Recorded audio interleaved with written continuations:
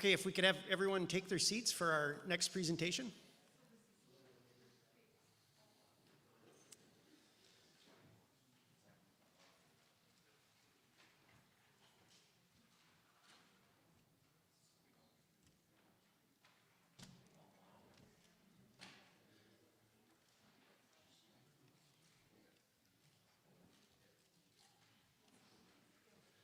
Dr. Helmi Harrington is going to show us what the museum is all about here.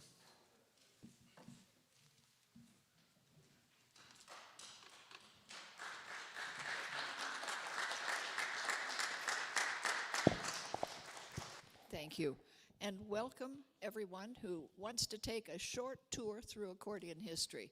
And even if you don't want to, guess what? You're going to get it now. It is a little skewed in that when I do the traveling museum, I have a different assortment and have my order of instruments quite different. But today we're going to look at a few particular topics: favorites, early sound effects, and unusual and rare accordions. Now, that's kind of what the museum downstairs is consistent of. We have 1,400 accordions. None of them line up chronologically exactly. None of them line up exactly by type or standard. And so it's kind of a fun thing to look at them with new perspective, with new eyes, as we're going to do right now. First, you should know that you should have two sets of handouts. This is one. This deals with the Damien patent. It tells you something about what I started off talking yesterday about, the importance of the Damien patent, 1829, and how ultimately it engendered all of the accordion family instruments that we now know and cherish. The second is this set of 7, and you see the instruments pictured, and then you find them on the stage here. I will play on some and talk about others. We only have 45 minutes, and I can spend that on any one of them, and often do. So what we want to do is recognize first that the flutina is the earliest and probably the most harmonica-related instrument that we have.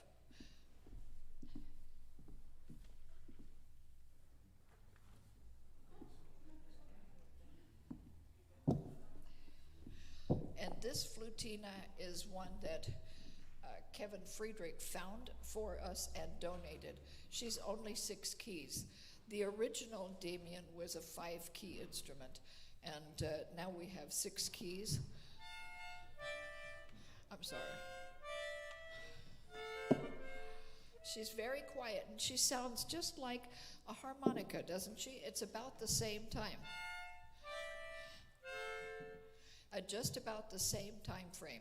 She has a scale in the right hand and nothing in the left hand except a great big air button, because you're always going to run out of air with pitches and a bellows this small.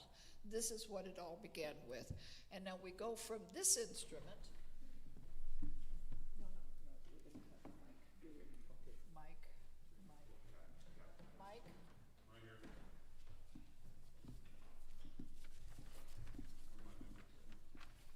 We're going to go from the littlest and the earliest to the largest and one of the most sophisticated, complex of the instruments. Oh, I got a hernia.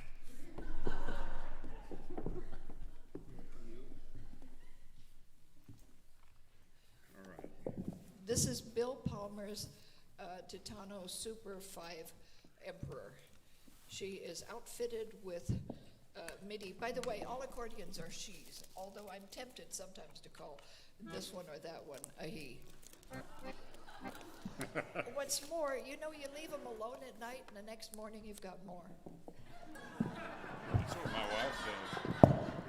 My wife says my accordions are multiplying like rabbits.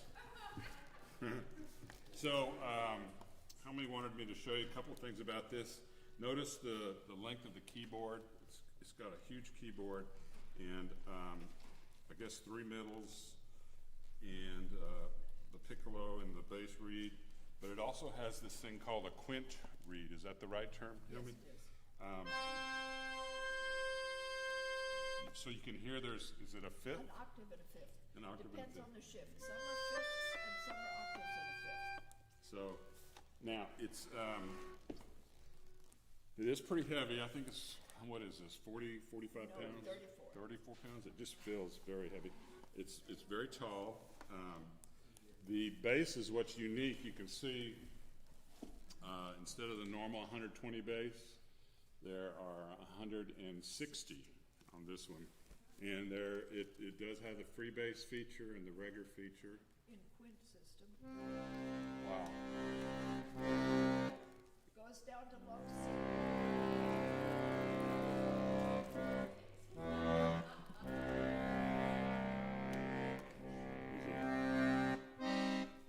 So let's see. And that one of the problems I've had just even trying this one is reaching all the way. You can't. Your wrist has to go under the thing, and I got relatively short fingers for a big guy. So let's see. I'm trying to remember. That's the stradale system. We have 7 octaves on the left hand. There it is.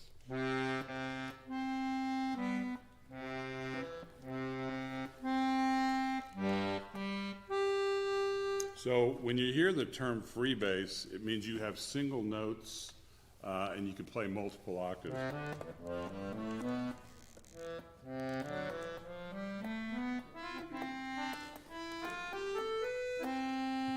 And I'm not a free bass player, I admit it. But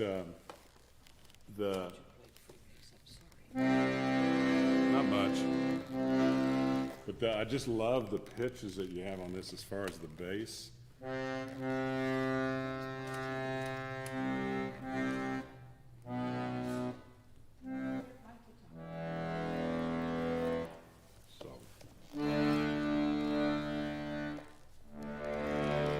Hear this low rumble?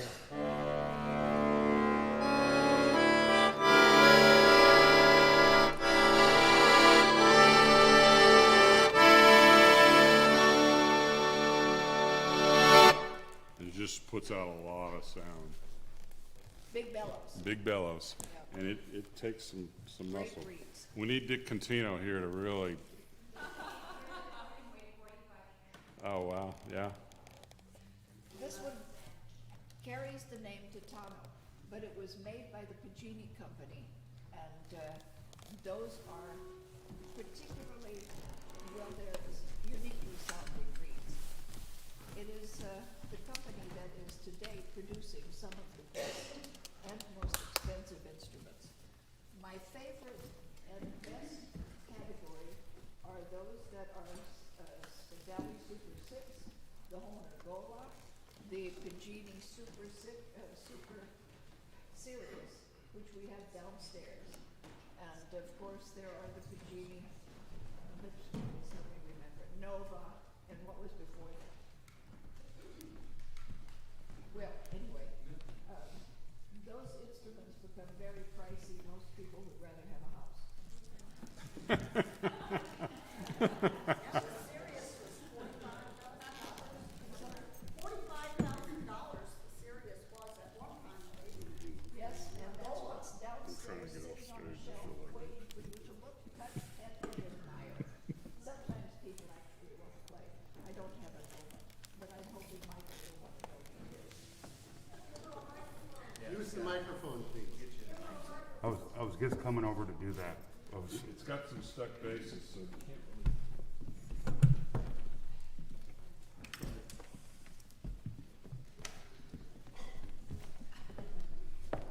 Helmi, what was the low note in the chord? C. Contralto range. I think it's C. What was the low On note? this one? Was it an F sharp or was it down to the E or E flat? On the super, you know, I have to recheck that. I don't remember now. I don't know that I ever noticed. I believe that. But in the chord. In a chord. For the inversions. Okay, this is my accordion. She weighs 29 pounds, and I've played her since, well, I played mine in '88, and my husband got one in '89, And this is his accordion.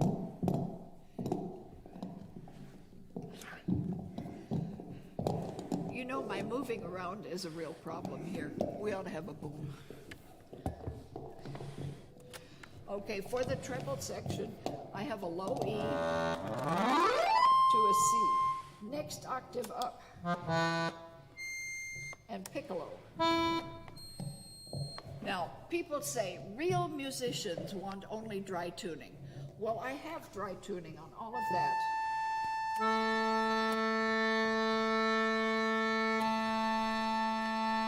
As little beat as is normal in the process of making accordions, but that's not my main focus. This accordion does not have the luxury of playing only concert music and only Bach. So when I need Bach or I need something dry, I find a shift that's close enough, and besides that, there are no such things as perfect tuning in equal temperament or in any other. I want an instrument that takes me through the countries and the specifics of tonalities preferred by other countries. So that's why I have a 7 beat at A440. And now she plays correctly, which pleases me. In the left hand, she has 140 basses because I have an extra row of counterbasses. And again, like Mike showed, it has the conventional stradella and counterbass. All of that is fine. When I put in a different free bass shift, and by the way, these shifts are called Cochran shifts, I think in honor of Joan here in our audience today, and I'd love to know more about the history of that development. I can now play. And in another shift, oops, got to get to it. Sorry, this is how I normally find it.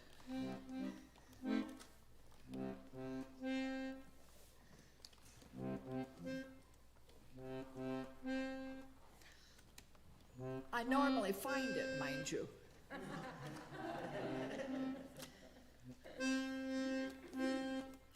I'm not finding it today, so my apologies, but I have another shift set that takes me 3 octaves, 1 octave higher on 3 scale sets, 3 C sets, and then I have pedal shifts tones, which are these. Mine does not go down to C, but I play a lot of music with it. I'm sorry.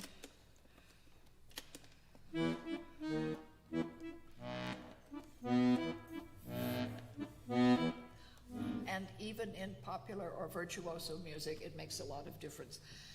Called free bass when the left hand is not restricted to the pitches of major, minor, 7th, and diminished chords. It's one of my favorite problems when people tell me, I played classical music when I was 12 in 1950. Well, maybe not, because you can't reduce Beethoven and Mozart to major, minor, and 7th chords. And so we need the contrapuntal lineup to play it correctly. People play the melodies, but then so do kids in Piano Book 1 play Beethoven's Ode to Joy. It's not the same. Oh, thank you. Okay, now we have Bill going to talk about,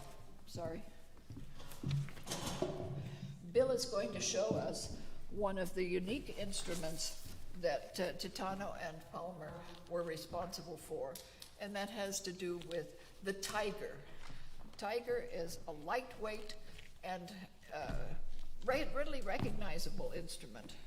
Let's see, Eenie, I'll take that pretty red one there. Yeah. With the ugly grill.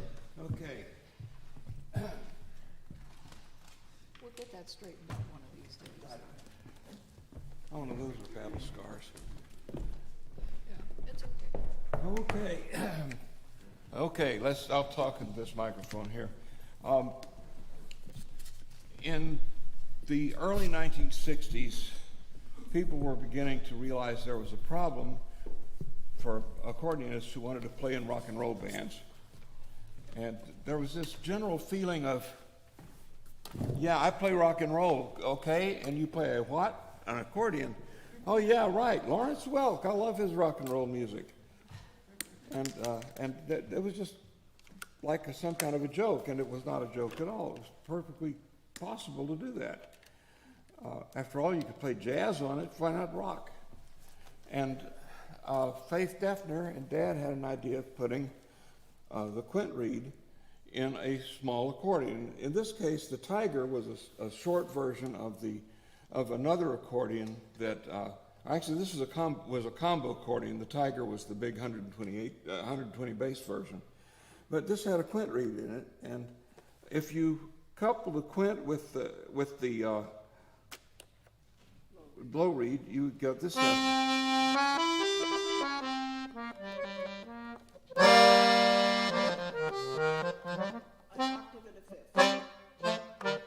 So it's sort of a Jimmy Smith sound. Jimmy used to play a stop that was a 16-foot stop and a quint together, and he had percussion on it, and it was a very special blues sound, and people wanted to be able to do that with an accordion, and that was the solution.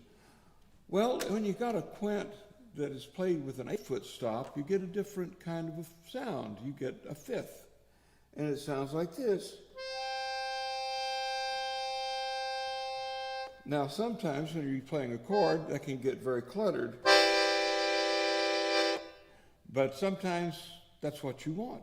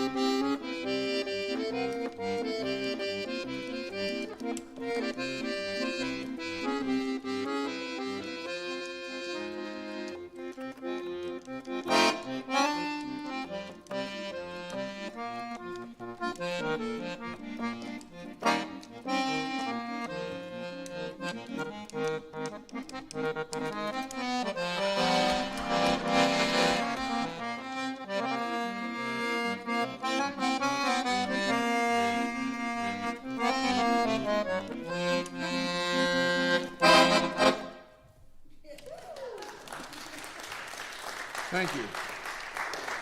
In case you didn't recognize it, that was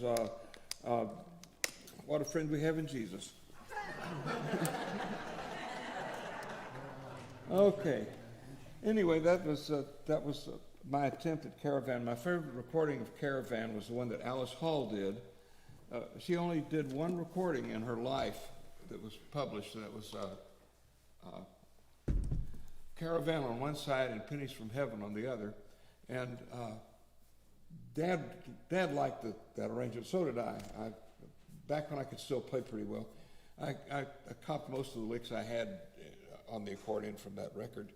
And the week after Dad passed away, I got this call, very pleasant-sounding lady, and she says, "Hello, is this Bill Palmer?" I said, "Yes, it is." She says, "Well, I'm very sorry to hear about your father." And she says, "Oh, my name is Alice Hall." I said, "Oh, I really like your work on Caravan. That's one of my favorite pieces. I capped about half the licks off of it." She says, "Oh, good. She was a very nice lady, and I appreciated her call. Anyway, I gigged with this accordion for 2 years, and you could see every battle scar. It's all still here. Don't repaint it, Helmi. It's too many memories. That I will not. Okay, thank you. I'm going to add a couple of little words on it. First of all, she's hot red, orange, red, orange, something like that. The others downstairs are blue and what my kids call baby puke. Those were Mazda car colors that were popular at the time.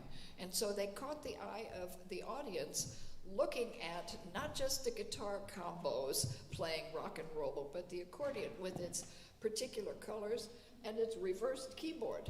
I mean, that's like a harpsichord. That makes it stand out differently.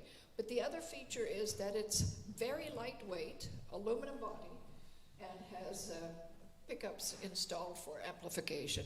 So there was no problem with audibility compared to the amplified guitars and whatever. Nice instrument. For a period of time, they were given away with Titano virtuosos. Yeah, that's a good one. Now you're lucky if you get one for around 1,000. Okay, we're going to go a little bit in chronological. We're going to go a little in chronological order again now on your charts. You'll see after the 6-key flutina, you'll see one with lever basses. That is this one. Where do individual pitches in the right hand come together with chords in the left hand? Well, it comes about quickly in some parts of the countries because most of these instruments are not recognizable by country, much less by year or maker.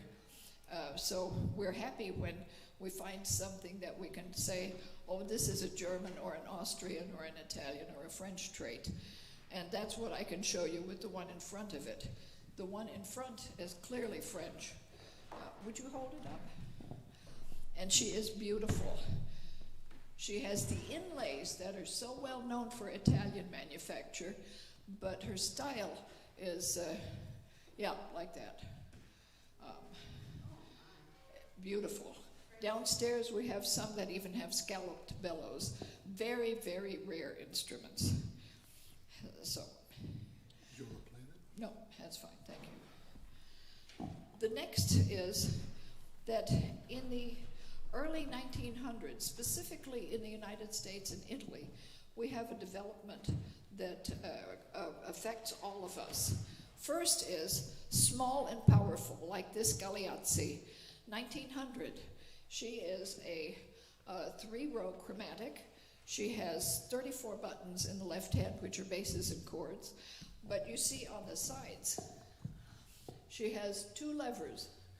Those levers, when engaged, will make 7th and 9th chords, and they'll do individual pitches in 1.5 octaves of freebass. That's pretty early development and very clever to boot. Similar in time is this Guarini, which now is about 1900, the early decades of the 1900s. That's what you have papers for. I don't have to read it, and you don't have to memorize what I'm saying. Early decades of the 1900s, she now has not just 2 or even 3 reed banks. She has 4 reed banks in the treble. That's a lot of sound for a small instrument. And that 4th reed bank could be either piccolo or low bass, that is a bassoon. So a lot of sound out of it. Notice she also has a few extra rows of buttons. Well, at least 1 extra row of traditional buttons. And these can usually be diminished chords, and in some instruments, they're also augmented chords. Let's see. We go to the mid-1900s now, and we look at this Ludwig. You know, we talk about the importance of playing accurate music, not just how you want to construct something that sounds like something else, but that which is accurate in its performance. This is 1930s, and there was a small group of the Ludwig soprani instruments. Okay, thank you. Amazing how much help you suddenly need, and how grateful I am to receive it. Thank you. So this instrument has 2 keyboards, which would attract anyone who is a pianist or an organist. Remember, in the United States, piano accordions were more popular than all of those buttons, but there were thousands, hundreds of thousands that were imported from around the world with buttons and sold in the music stores. But the ones with piano keys were more easily recognized, more easily understood, and so they sold better, and that's how America became known as the piano accordion country, and it changed the industry worldwide too. No problem there. Look what happens here.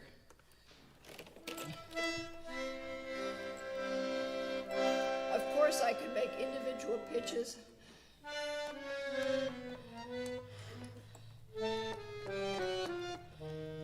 Now, my hand knows something about accordions, but do you see what the restraints are? This strap. If it's so loose that I can't really balance my hand movement or keep it in place, then I lose track. If it's so tight, I can't twist my hand more than an octave and a fifth, which is about all these instruments ever have. So I do always play something like that, and I used to play some little tune on it. I don't remember right now, but you can understand that the polyphony that's available between the two hands was impressive in the 1930s. There were bands of people who played these instruments, and of course it set the framework for a taste of contrapuntal or piano-like music. You know what that led to? The freebase as we know it. Now, Palmer is usually given credit, and I'm not taking away any credit, but it was not invented by him. The quint system pre-existed, was probably Italian, and there were also similar systems that were developed in Germany much earlier in the 20s and 30s. We have the instruments downstairs. They don't lie. Books lie. Books tell you what they want you to think, but that isn't always the case.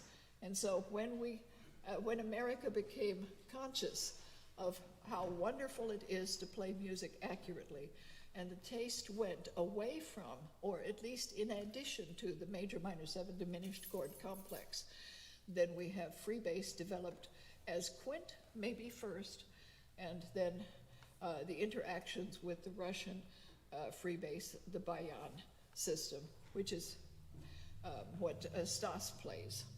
There are also other systems, like we call it the machino machine, and the Finnish freebase, which is a version of the quint. Quint means that each row is an octave away, like I showed you a minute ago, and the buttons are related in fifths, just like you know from basic book 1 learning. But there are other systems. This is not a quint. This is a chromatic piano keyboard system.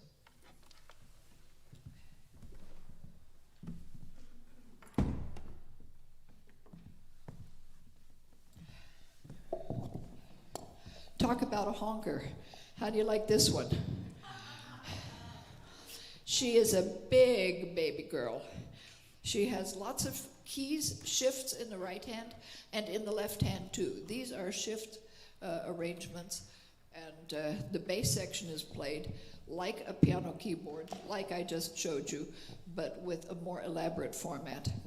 Now, we bought this because Charlie found it at Italo-American in Chicago a few years ago, and it was so unique I couldn't resist. Roseanne Romagnoli told me her husband had made it. I don't know if that's true, because if you look at other sources, it was a Crown Company product made for Gerasi. So I'm not sure where the truth is there.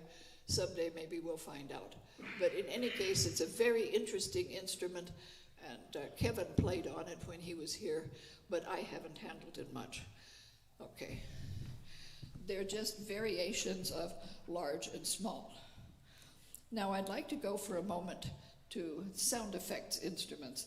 You've already heard the Titano Tiger, which by the way was called a pan lion when it became a little more normal in its physical appearance, and then they made a version that they called, help me remember what they were called, that was played in orchestra. Had the quint reeds, but, pardon me? Quint reed and a normal looking accordion for orchestra. A combo. Okay, so, a combo. No, that's a tiger. The combo was the one with the slant. The keyboard came slanted down from the bellows, not like that. That's right. Huh? The Tiger was a small version of the combo was a small version of the Tiger. Well, in Kansas City at least, we didn't get that red one like that. The one we got that we called the Tiger, and which both Bills, worked with one of my students on because they wanted him to play in some rock bands or do something, you know. And that keyboard, it was slanted in it like your bellows were like usual, but then the front part of the keyboard came out this way instead of down and then keys out. And those are still running around and all over the country. And the way I know that is that at one time when I was teaching at the university and had all these classes for the music therapists, they would go out and find instruments sometimes. And they'd show up with one of those quint Tiger things, you know, and do what Bill was doing where you could hear the fit. Yeah. And, but we call that a Tiger for some reason down there. I don't know, Missouri and Kansas. You know, I think the manufacturer. But they were popular for a little bit. The teenagers liked them. And I don't think I know that instrument at all. I'm not sure I've seen it. So next time you find one running around that wants a good home, let me know. Okay, sound effect instruments are sometimes small, like these, and sometimes larger, but this weighs nothing. She is very lightweight wood and has wonderful tuning. It was an instrument that Simkus was given in Chicago. It is one of the bass accordion instrument range, and it's called a cello accordion simply because of its pitch range from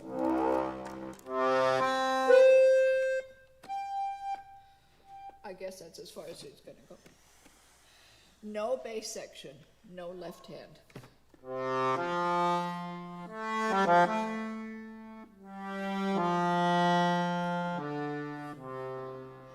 Everybody who comes here and plays it wants to take it home, wants to find reasons to use it.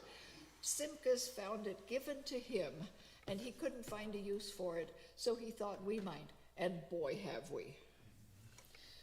Titano made bass and tenor and piccolo. And soprano, too. And one time when I was a very young teenager kind of, you know, I was playing the first chair for Ballerina, and we bought a piccolo because he did some arrangements and it had those high notes. Yep. So here I sat and I played the piccolo for one piece, and then I'd have to lean over and pick up my accordion and play the next piece. Yeah. I mean, it was ridiculous. But, and the Fratellini Orchestra Yes. played in New York City at one of the big conventions, and they had those lovely Yes. instruments. Yes, they are wonderful. I hear they had a whole orchestra of them. This is the only one I've seen and held, but I would certainly want more. But isn't that a beauty? It's wonderful. I mean, that sound it's perfect. It really is. Michael played, what is it, the Bach, Michael Bridge used it as a demo when he was here a couple of years ago, and it's still, pardon me? It was a beautiful one. I can't remember when he played, but it was really Right. It was the Bach violin suite, cello suite. And he did such a beautiful job of it, and this is the accordion that allowed it to happen.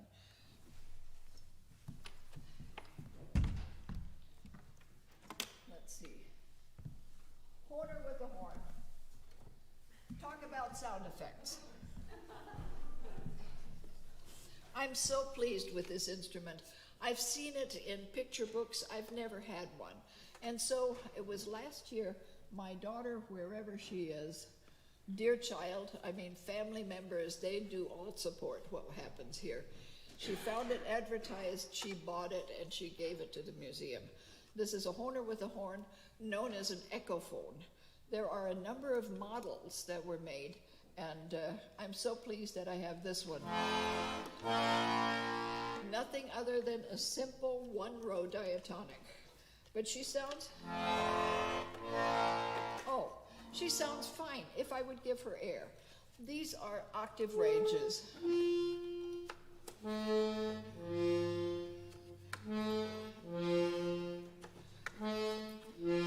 Can anybody think of an accordion that's just like this? Not with the horn, but with the 4 pull stops and the octaves just as I've sounded them now. The Cajun accordion is just like this. It has 2 pitches, tonic and dominant in the left hand, a C scale in the right hand, and that's all it has. Think of all the hot, sweaty, wonderful music that people dance to with means that are that simple. And this is what she does. Now, the horn, it's questionable how much it contributes, because I think the Horner Company started off presuming it would be more impressive than it is. I can hear a difference, but maybe it's because I'm very accustomed to what normal button diatonics sound like. It's a fun instrument to have, and it's so eye-attractive that it shows up well in our programs. Now, for this instrument's advancement,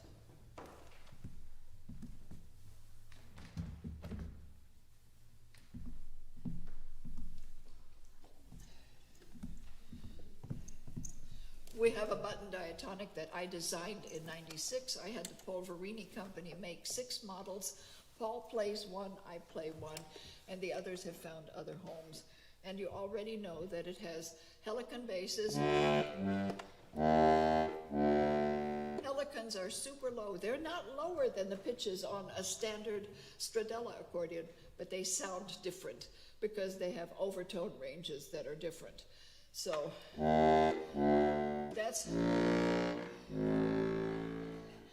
characteristic of the music that you've heard played by Paul and that we're going to continue to play. This accordion is beautiful because it's an Austrian, Slovenian product, I should say, Italian product. Its symbol is the Edelweiss, and so that's its decoration. I call it my ecumenical instrument because it has a stepped keyboard, which they call German. It has a Slovenian pitch order system, very closely related to Steirische. That means there is a common tone here, which are called chromatic. And in the first row, only one scale. But each of the scales is 5 steps apart.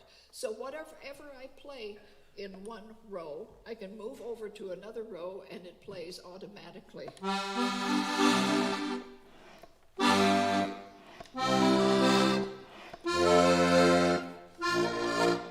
Very easily.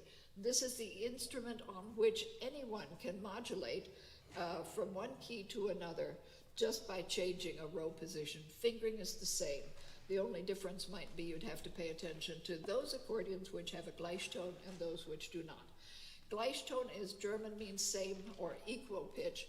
In America, you hear it click tone or cheater key, other kinds of names, but it's properly a Germanic name. You'll hear us play again on these instruments in tomorrow's band. Tonight's band. Oh, I'm sorry, it's tonight.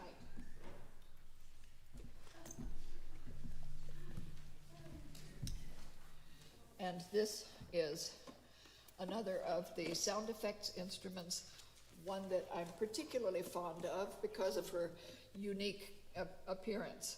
She has one shift up front And in that shift, we have a normal sound. Plays like a normal accordion, but only half of the air is sounded at a time or available at a time because of how the bellows are angled. These are single tongue reeds.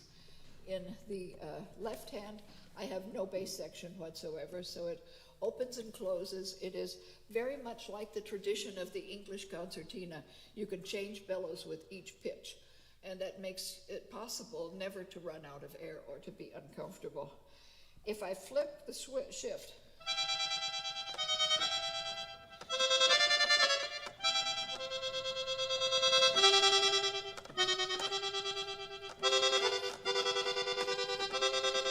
now I usually let somebody from the audience come up and feel the instrument, because how that tremolo sound is produced is by a rapid fluttering of the palate.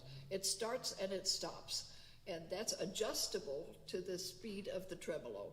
But I like it like this. A sound effects instrument used periodically, not necessarily all the time, but in an orchestra or an ensemble setting, it's very advantageous. Besides that, it's pretty.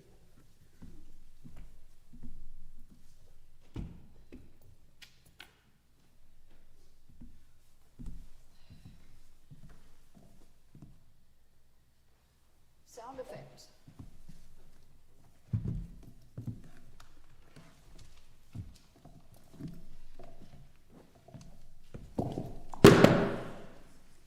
I hope I didn't kill the mic. Don't worry, it's Ben's, he's not here, so he won't know. Oh, I'm sorry. Okay. I'm always fussing on people who are clumsy. Well, hello.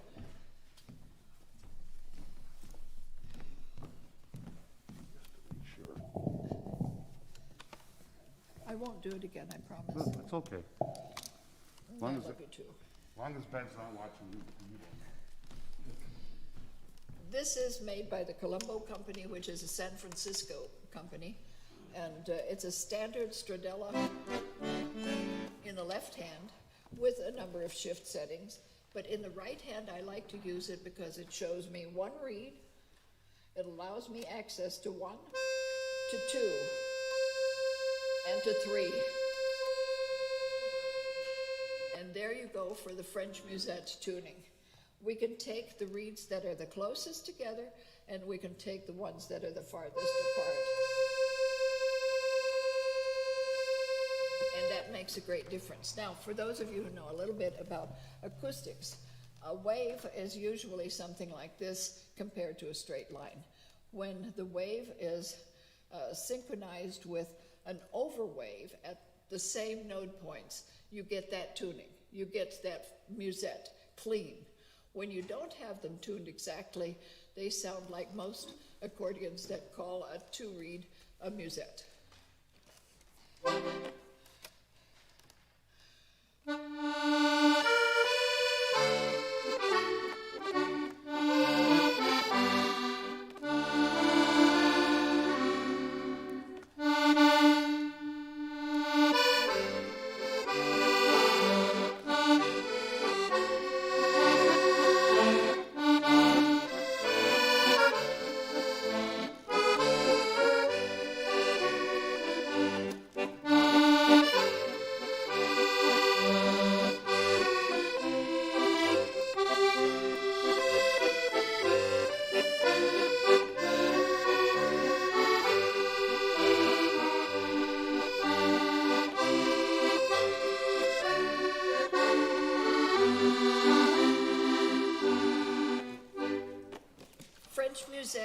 That happened to be an Alpine tune, but it's absolutely a delightful instrument. It gives me so many pitch choices in comparison to low octave additions as well. And then we have, is Robin up here? Yeah. Will you demo the bells? Again, one of the more unusual looking instruments that lives here on stage is the bells accordion.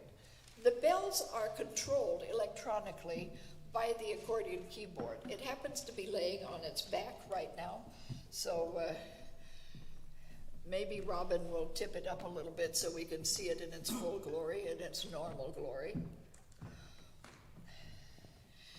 And Robin is our bells expert, so you will hear and see her in the various band pieces. There you go. It's made by a Philadelphia company, Saus, and was homemade somewhere in, was it Kentucky? Whatever I wrote, that's where it was made. I got it through Standero, and we've had years of it. Ding ding on it, please. We've had years of it disconnected, that is, just set up to show. But 2-3 years ago, a man by the name of Ward, who ran the piano store and organ store in Duluth, came by, saw the instrument, and took pity on it, and for many months made all of the connections work. I think we've got one key that's not connected correctly, so don't play an A.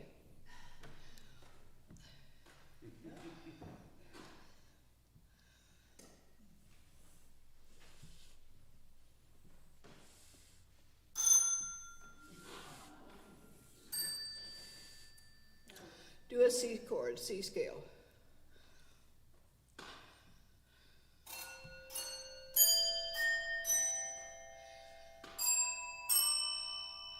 Yeah, like that. She's a kind of a noisy instrument, so a few days ago we put some muting on the bells because they would override anything else that's going on. Thank you, Robin. And finally, we have the Bonvincini California product, which is a 1950s version of band instruments for keyboard. Now, there was a time when accordions were played on band stage all the time. Then there was a piano keyboard that was regularly used. But after a time, the idea of light and visually not constricted views came about to produce a keyboard that plays like an accordion. So it looks like a keyboard and acts like it. Mike, weren't you going to do this?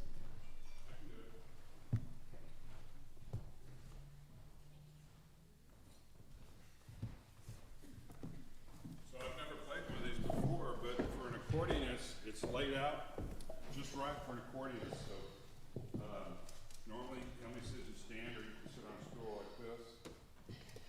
The air is powered by my feet, but you can sort of hear that.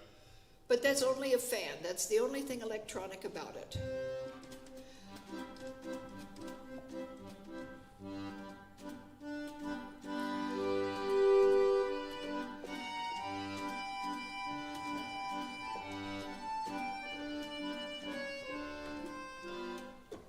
Very nice.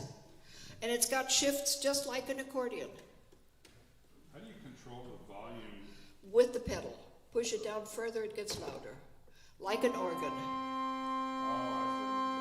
I see. So instead of the pressure of the bells, you're doing it with your foot. Yeah, you're doing it with the fan's air. Very nice. Yeah. Some people may know of the name Don Lipovac, who was a wonderful player. Absolutely. Serious as well as polka, wonderful. His teacher, Fred Vaca, in Kansas City, used that instrument to teach with because he had a bad back. Yep. And he Yep. got so he could not hold an accordion. So they were, I think they were built in Denver, at least at one time. And he had one of those in his studio. And that's how he taught all of his students.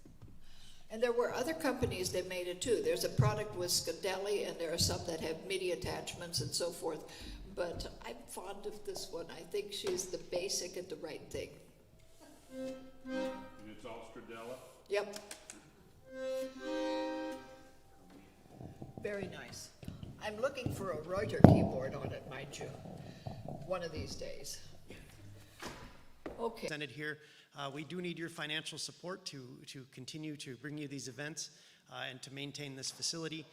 So online there is a link in the description of the video. We would appreciate any donations that you can offer. We are going to have another trivia question.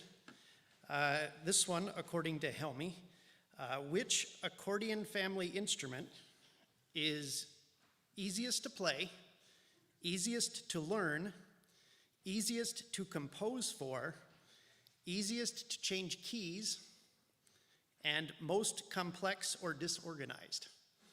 So that's our challenge for this. We'll have the answer here in a few minutes. So again, it's which accordion family instrument is easiest to play, easiest to learn, easiest to compose for, easiest to change keys, and most complex or disorganized? And so we'll have the answers according to Helmi in a few minutes. And we're gonna queue up a video recording here.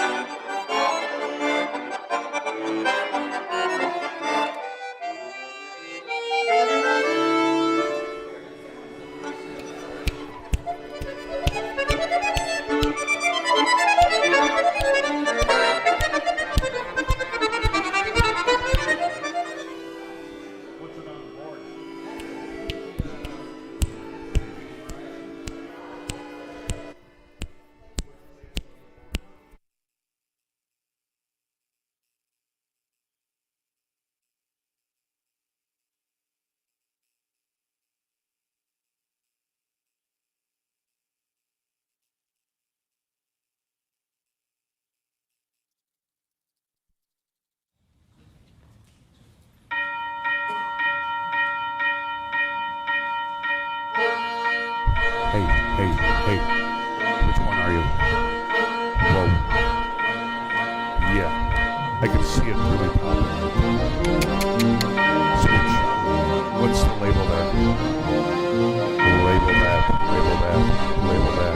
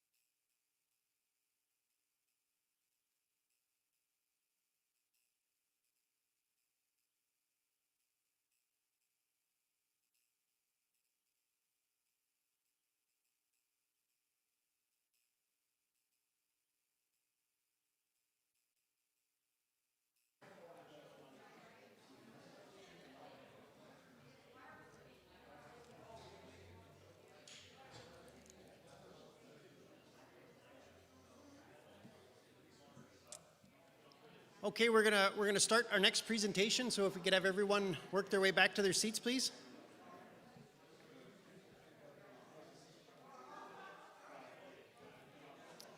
So I think we have the answer to our trivia question up on the screen now. So I'll read off the answer to this trivia question. The question is, which accordion family instrument is easiest to play? And this is all according to Helmi. I have to put that disclaimer in. The easiest to play is the button diatonic. The easiest to learn is the English concertina. The easiest to compose for is the button diatonic. That may stir up some arguments, we'll see. Keep it civil in the discussion. And then the easiest to change keys, she also listed as the button diatonic. I think some of our button chromatic people may have something to say about that. And the most complex or disorganized, the Chemnitz concertina, and I think that one wins pretty clearly. So that probably not a controversial category there.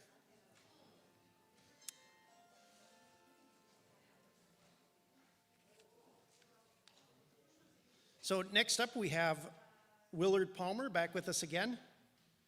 And he's going to present on family music developments from the mid-19th century. Take it away, Bill Palmer. It's kind of, the description is a little different than what I'm going to do exactly, because I don't have 19th century examples of the instruments I'm going to be playing. And I'm going to talk a lot about what caused the various things that people did around the old piano during the middle of the 19th century and the early part of the 20th century. There's a term that you hear quite often in history books. That's the Industrial Revolution. And that conjures up images of big factories or whatever that are powered by steam or water or some force of energy that mankind has figured out how to harness. The first industrial revolution took place in Europe roughly 1790 or so. It didn't catch up here in the States because we were still a primitive country. Remember, the United States, when it was founded, was basically a third world nation. I mean, it was primitive. Boston, the Eastern Seaboard, that was all civilized pretty well. But you get past, you get into uncivilized territory like Kansas City. There were still, they didn't call them Native Americans then, but you get the drift, okay. Well, Texas, that's where I'm from. Texas was wild.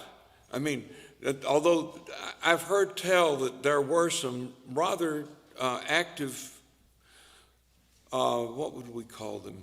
Places of entertainment in Kansas City. But there were also a lot of really wild places in Texas, especially in San Antonio, because the bodies didn't stop dropping right after the Alamo was taken. There was one corner in San Antonio that was just called Murder Alley. And I don't know why there were only 4 saloons on that corner. Think about it. Anyway, technology freed people that lived in the city. For the first time that we can really imagine, people other than people who were farm workers had a little free time on their hands. Not a lot like we have today or like we had last year, but a lot of free time.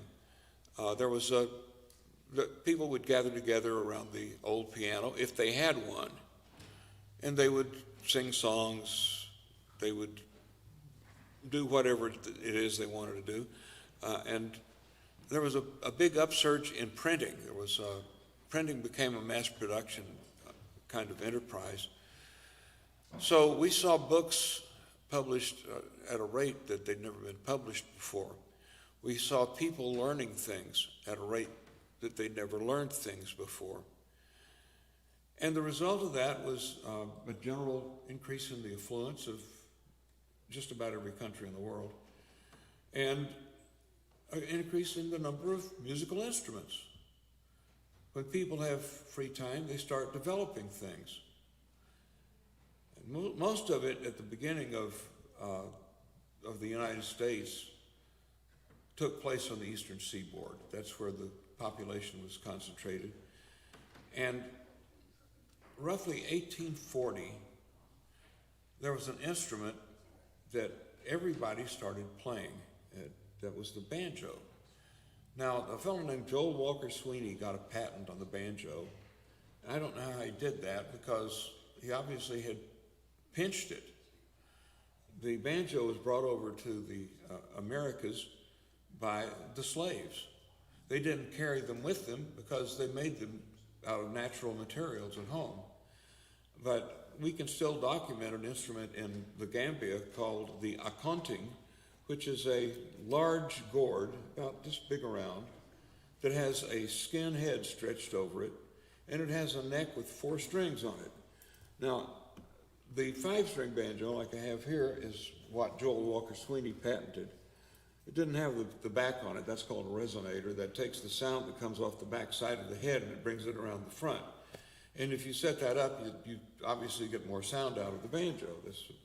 A lot of instruments use that principle. But what Sweeney added was not the 5th string. This was the 5th string that he added. It was string number 5, but it was actually string number 4. The banjo, as it was played in Africa, was played with the technique that is sort of unusual. You don't see people doing this on a guitar, but you do it on a banjo. It's called a claw hammer. Let me see here.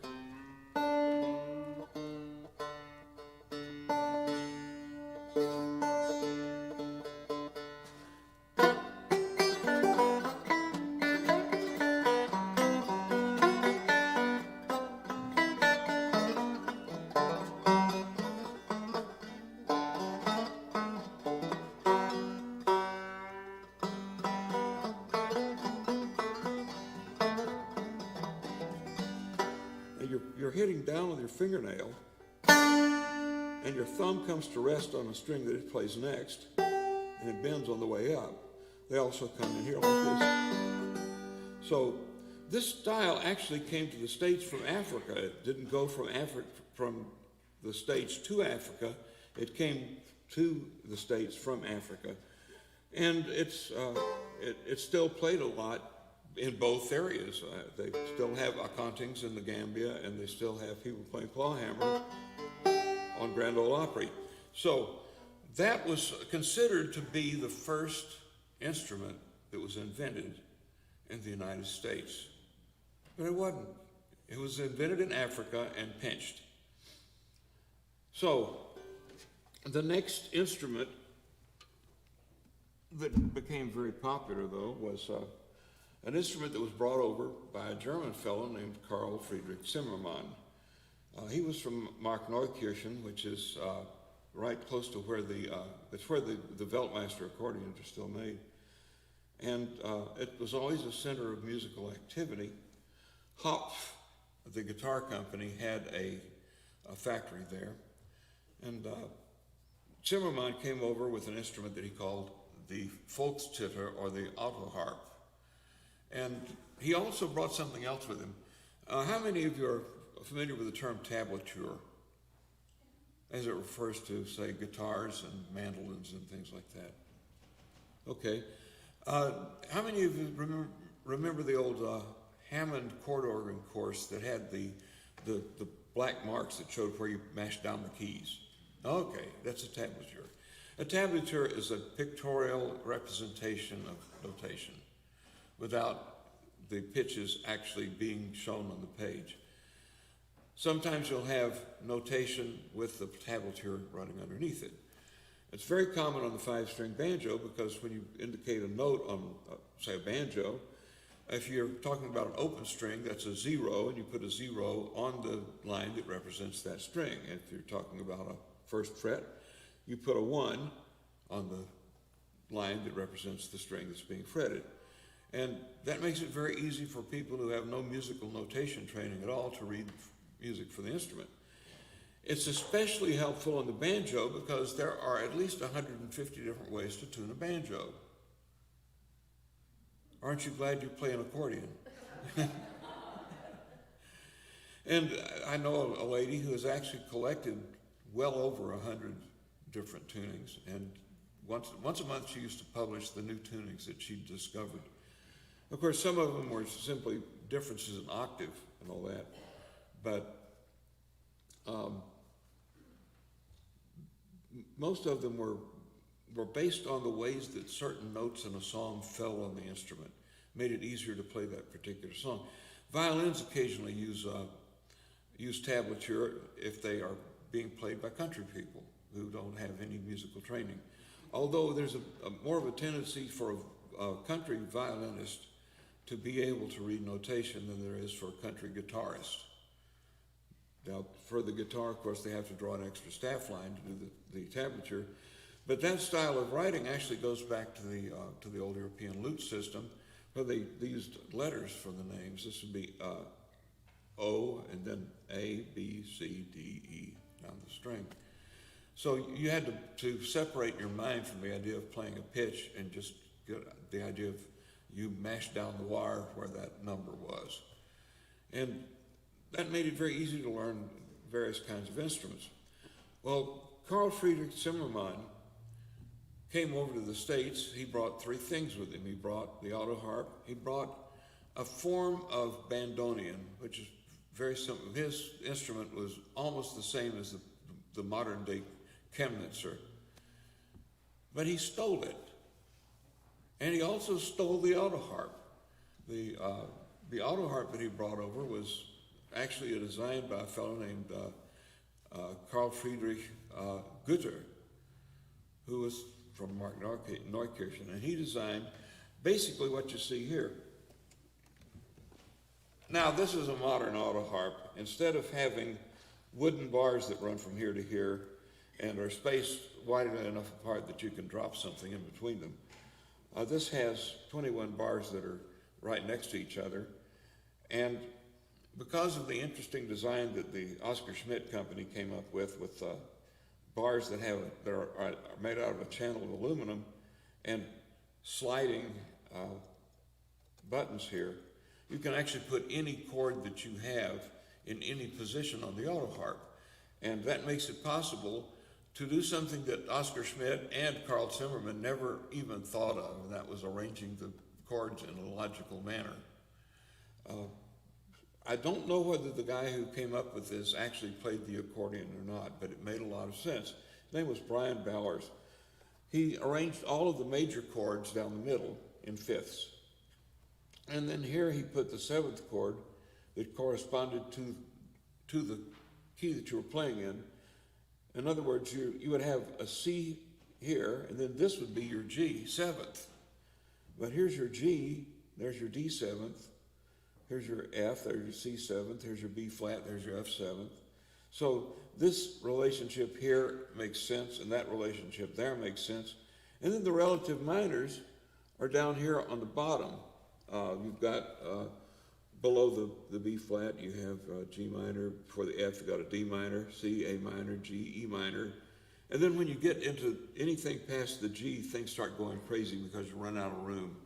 And your D7th is correct, but there is no B minor here because this is not equipped for it. But you can still arrange your chords any way you want to, and you can build any chord you want to for this, because this is a chromatic instrument, pretty much. The lowest note on it is an F, the highest note is a C, and it spans a little better than 4 octaves. They do that with 36 strings by putting 2 octaves of chromatic strings here, and then an octave of diatonic strings here, and then another truncated octave of strings, and then another even more truncated octave of strings. And you can get some pretty fat cards on it if you're playing in one of the right keys. F seems to be a favored key of whoever designed this.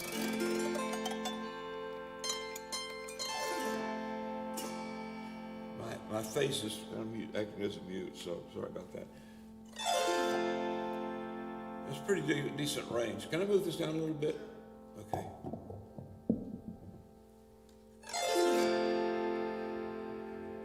Okay, now, the reason that I even got interested in the auto harp was kind of strange. Back in the 1960s, there was a phenomenon that some of us referred to as the great folk music scare of the 1960s. Now, a lot of people thought it was a political movement, that we were trying to take over the country. No, the guys who were singing folk songs didn't really like to sing folk songs, so were scared they would actually sing one. because most of the folk songs were either about murdering somebody, or it was about somebody getting their horse stolen, or other really icky things that nobody wants to think about. It followed in a tradition that was established by the Kingston Trio, where their first big seller was Tom Dooley, about a guy who was being hanged for killing his girlfriend after doing evil things to her. So, and everybody continued in that tradition until Peter, Paul, and Mary broke the mold with Puff the Magic Dragon. And then somebody figured out that was about smoking weed, and like that was a code, huh? Puff, the Magic Dragon, yeah. That's really strange. But hey, it was a fun time. I remember some of it. When I was working I worked for a while at H&H Music Company, teaching banjo and guitar. And there was a fellow named Jerry Jeff Walker who had come into Houston because we had two really active coffee houses. And, well, they weren't coffee houses, they were bars, but they called themselves coffee houses. One was the Jester, which is where John Denver was discovered.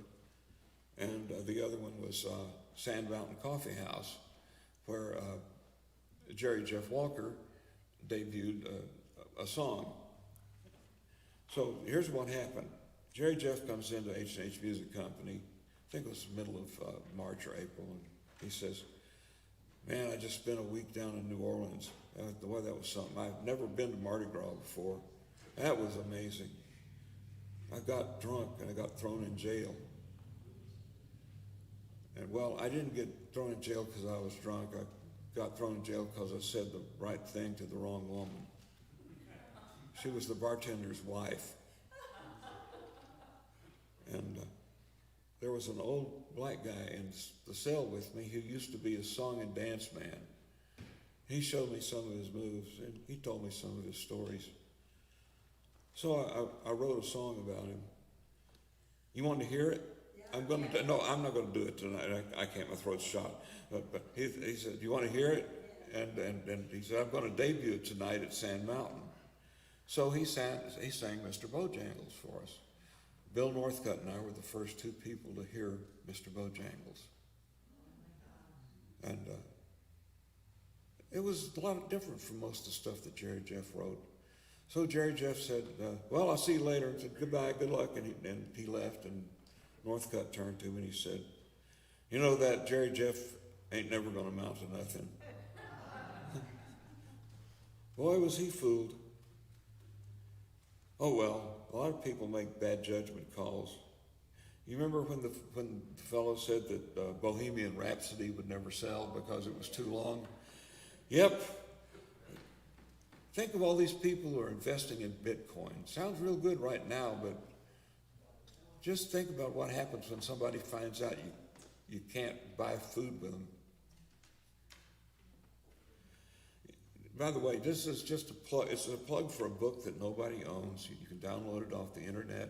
If you are thinking of investing money in anything, read the following book. It's by Charles Mackay. It's called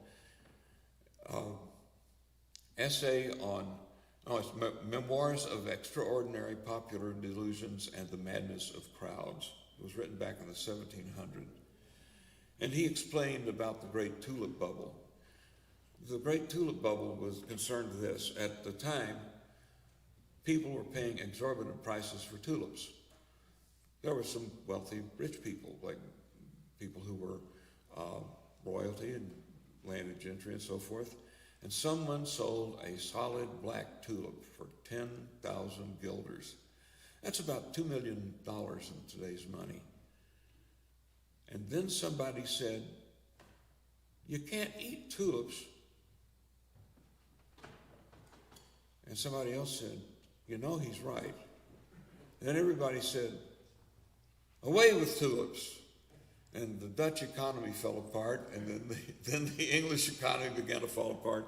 It was a crazy time, but it happens all the time. You think about Beanie Babies, those were big, and then all of a sudden, the Princess Di Beanie Baby went for 20,000 pounds. Crazy. I don't know. Just be careful what you invest your money in. Read the book. It explains all the stuff you need to know. It's great reading on an airplane. You probably get it as an Audible if you subscribe to that on Amazon. Well, anyway, the auto harp became very famous, very popular, because this was like a button diatonic. Anybody could play it. You had chord buttons here, and you had chords written above your line of music, and you just saw, okay, that's an F, and you'd strum the strings. Now, you didn't do it this way. The old ones had about that much room below the chord, so you get it over here and strum it. You can't do that anymore.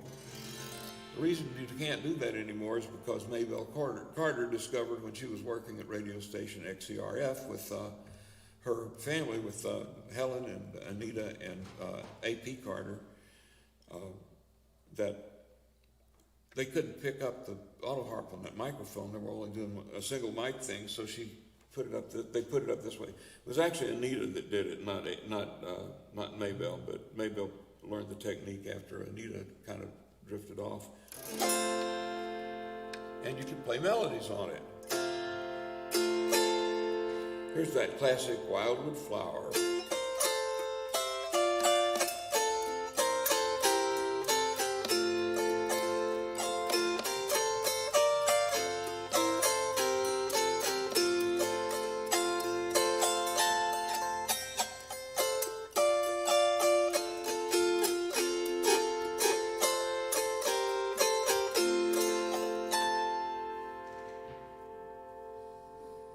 And that, incidentally, became a big selling record. And the funny part about it is A.P. Carter got the credit for it, but he didn't write it. What he did was this. And if you've watched Ken Burns' film about country music, you might remember this, because it was Ralph Peer that put A.P. Carter up to stealing the songs from his neighbors. He said, I want you to go around in the country and find songs that haven't been copyrighted before. So they were taking public domain songs and they were copyrighting them. And the people that they got the songs from didn't get any credit for them. It was terrible. And Wildwood Flower just finally went into the public domain, but they never pressed a lawsuit that I know of on that, because I had it in my banjo book, and that thing sold enough copies that it would have gotten somebody's attention. But I also knew the source of it, and I could get out of any kind of litigation on it, I thought. Copyright law is weird. Don't think you know how it works until you've actually been sued.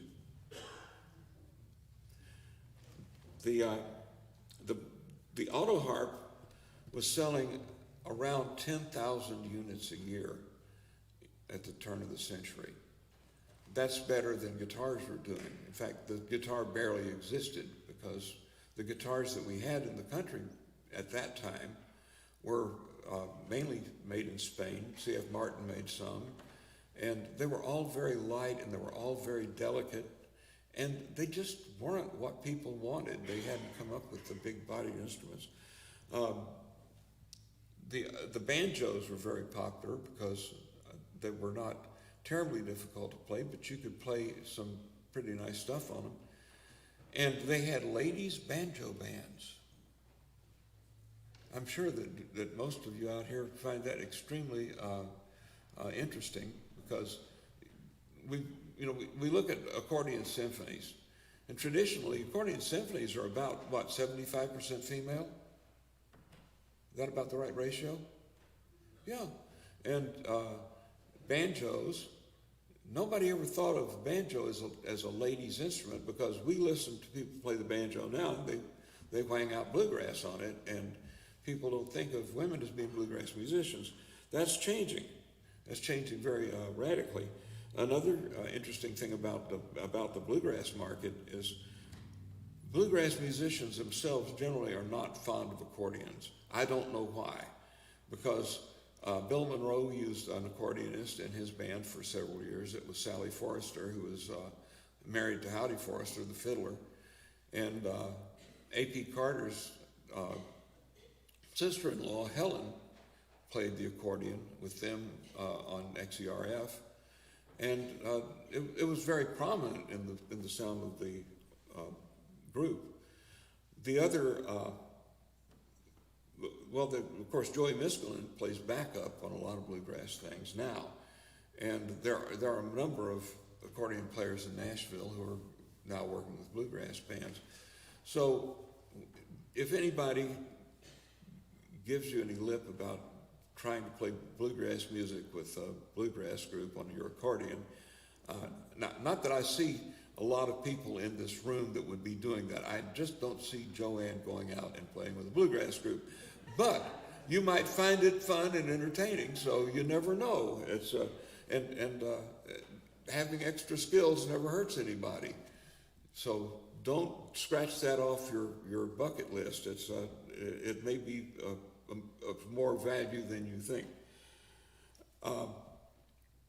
So which of the instruments up here is the one that actually qualifies for being designed and invented in America? It's this one here. This is a resonator guitar. Now, unfortunately, I left my steel back in the case, so I'm not going to be able to play anything on it. That's to your advantage. These are microtonal. They're played with a steel, and you lay it across the bars like this, and you pick the strings like this.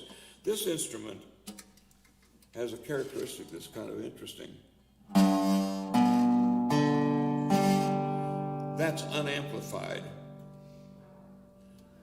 The two brothers from what is now the Czech Republic,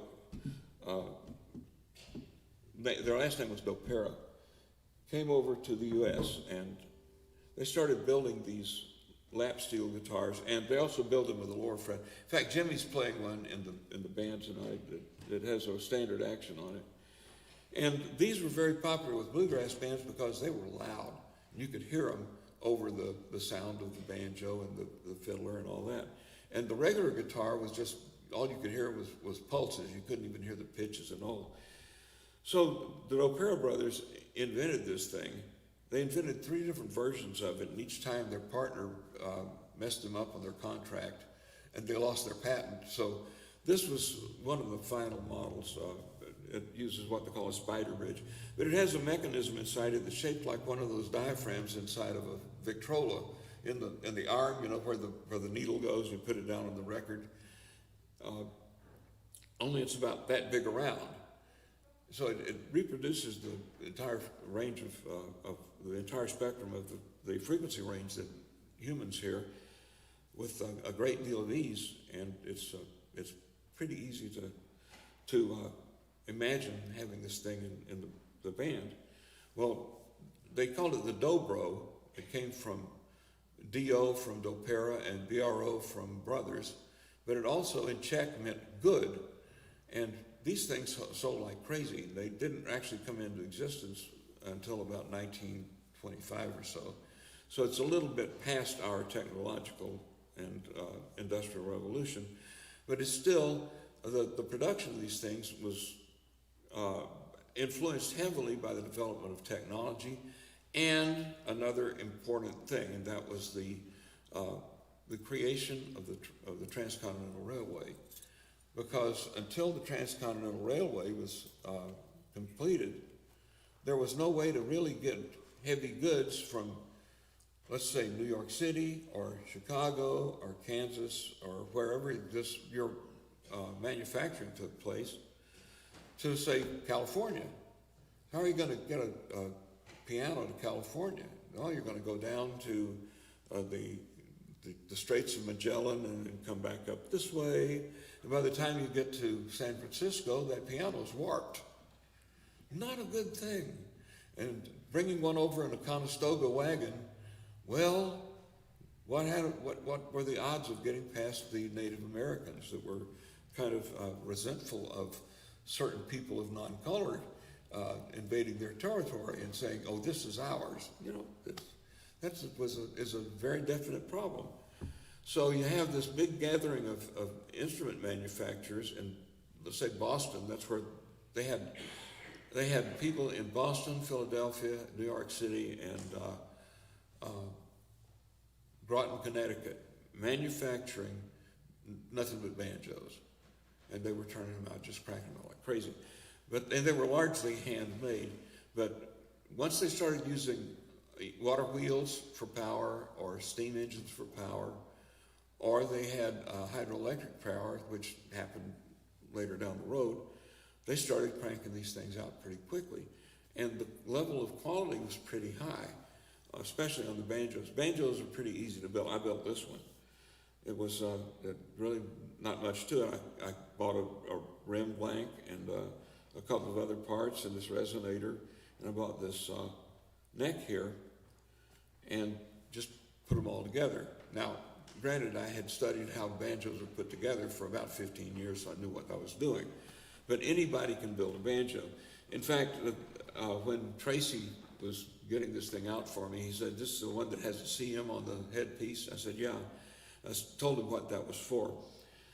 There's a company in Florida called Goldtone that buys parts from Korea, and then they use American assemblymen and technicians to put them together. The parts that come from Korea are very well made, and they inspect them again in case there's any paint problems or whatever. But the guys in Korea don't really put banjos together too well because they don't have a large contingent of banjo players who can say, you know, Kim, you need to put this screw over just a little bit to the left. They don't have that. Here we've got guys who go in there and say, "Oh, this ain't put together right," and there you go. So a friend of mine was getting ready to start building extremely precisely made artist-level 5-string banjos. And there's a market for these. The bluegrass market had just taken off real big, and Paul knew some things that he wasn't supposed to know about how Gibson had done it back in the days when the really great banjos were built.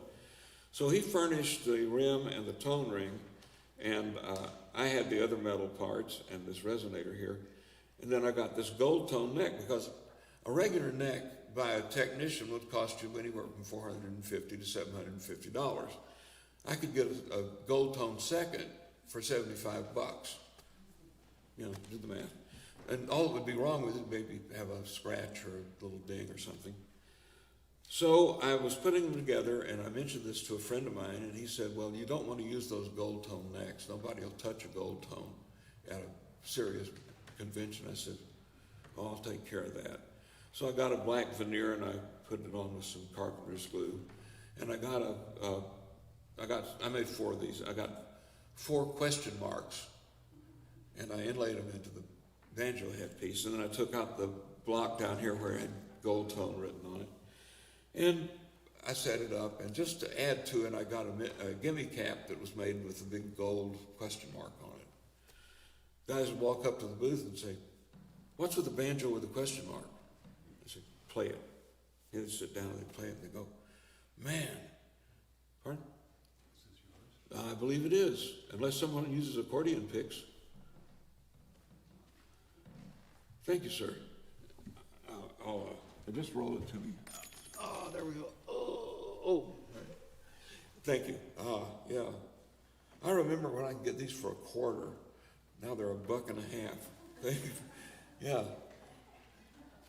Anyway, so I got those 4 necks made up, and I set these all this stuff up on them. And now the letters here, CM, that stands for, the C is for chrome plating and M is for the maple rim. The rim in this banjo actually came from not far from here, but way down below. Does anyone here remember when they discovered the submerged wood in Lake Superior? This is wood that, when it came out of the lumber, out of the forests, the lumberjacks would float it down the river in like a raft all together. And once in a while, one of the logs would get pushed down into the silt, and it would stay there. That was 200 years ago that happened. So divers were out diving in Lake Superior one afternoon, and they came across these big logs of maple and walnut and birch and all that. And they thought, wonder what these would be like if we made stuff out of them. And they took some of them and they made some furniture and some banjo rims. And the guys who bought the banjo rims realized that these things sounded like the banjos that had been made in the 1930s.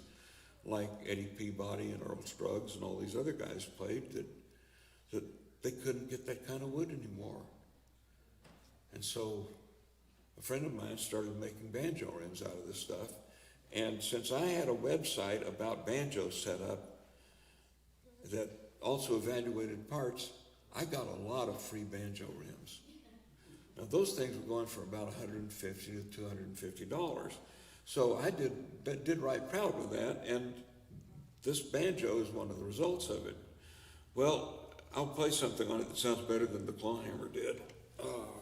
This is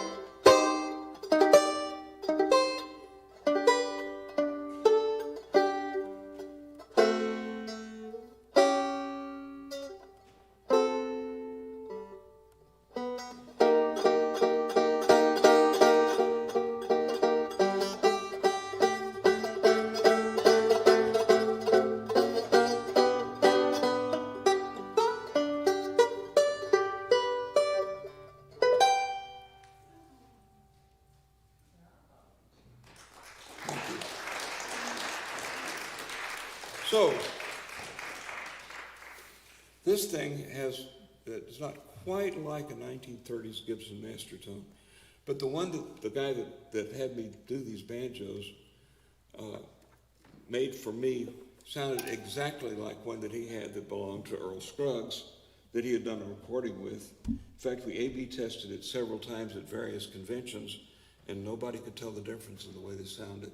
And that was really great, because I really coveted that banjo of Paul's till he gave me mine, and now I didn't covet it anymore, because Paul was frightened to take his banjo out of the house. It was worth about $250,000.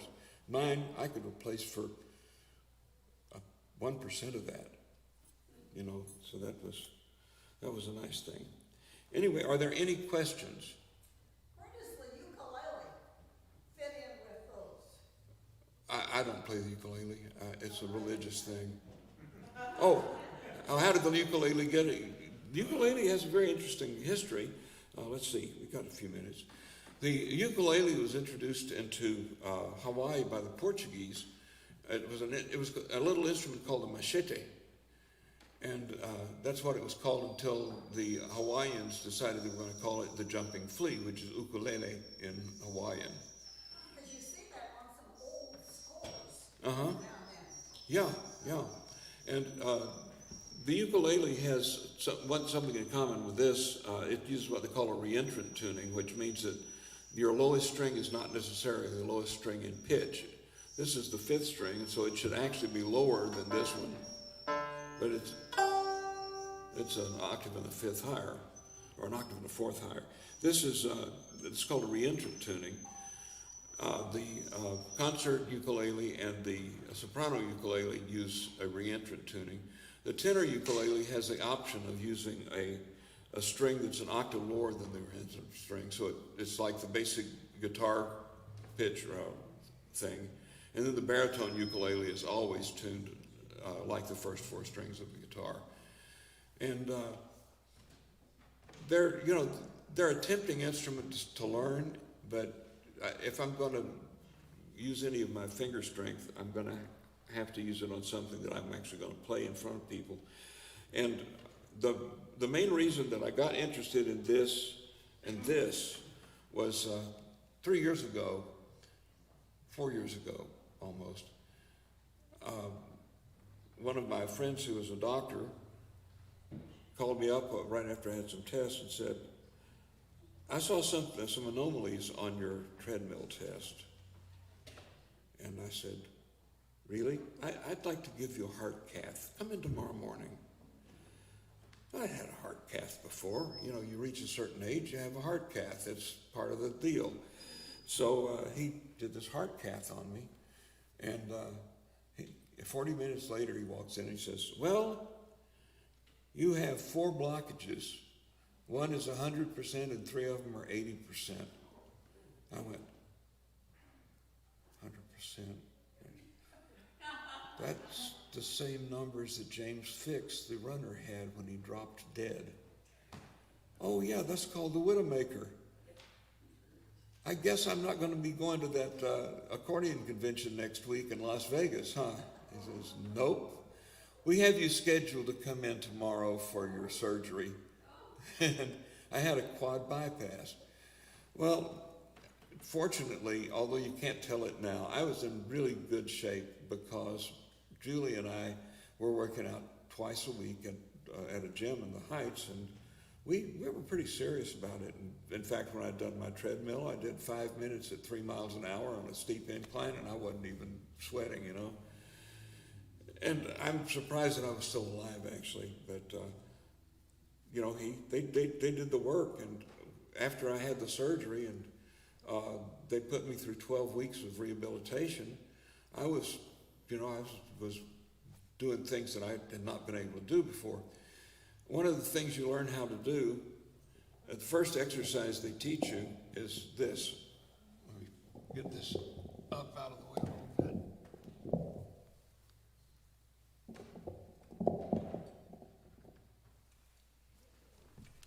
That, getting up out of a chair without using your hands. Because if you use your hands when you get up out of a chair, you put a stress right here on your sternum. Well, the problem was when they cut through my chest and cracked me open to get to the goodies, they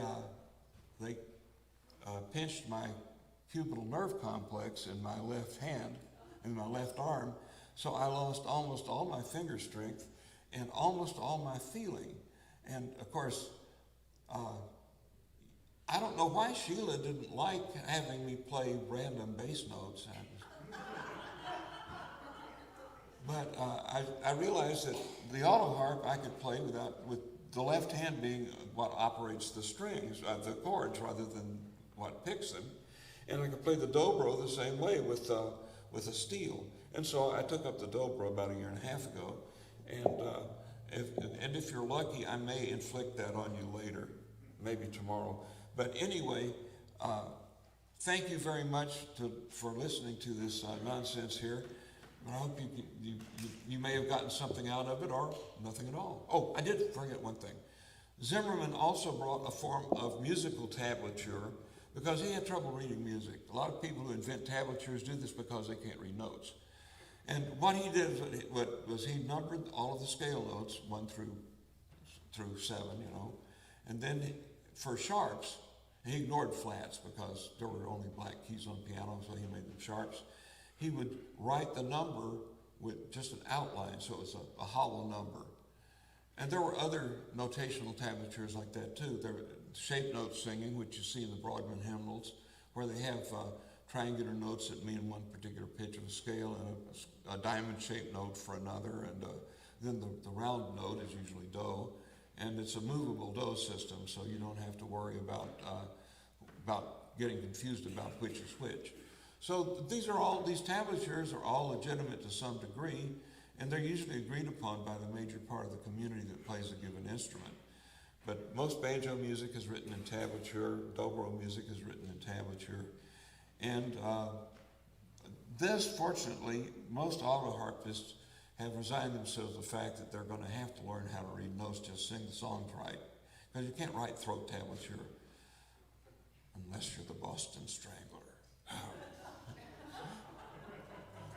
Thank you so much.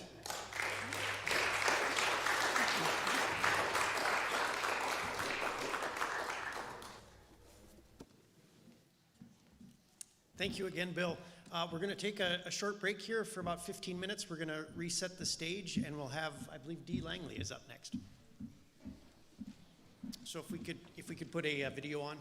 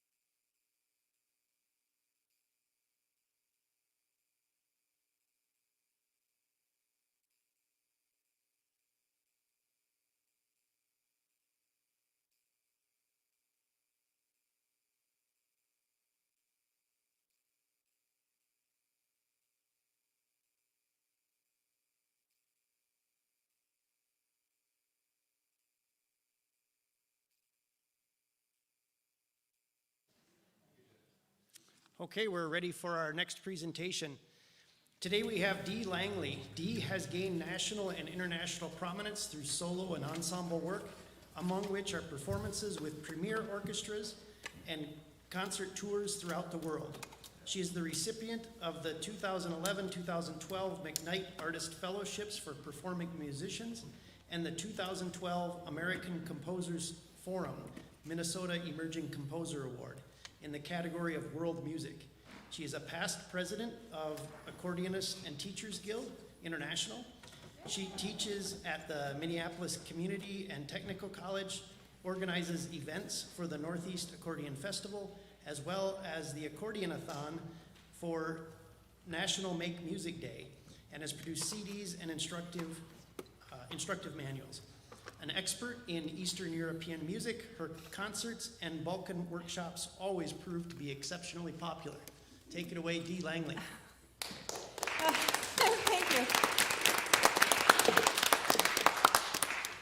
Thank you. Thank you. I think it's really sweet that I have a microphone and they really cared to get it right, because my voice is so loud, you would hear me in the back, with or without it. But we're going to start. First of all, this is our village.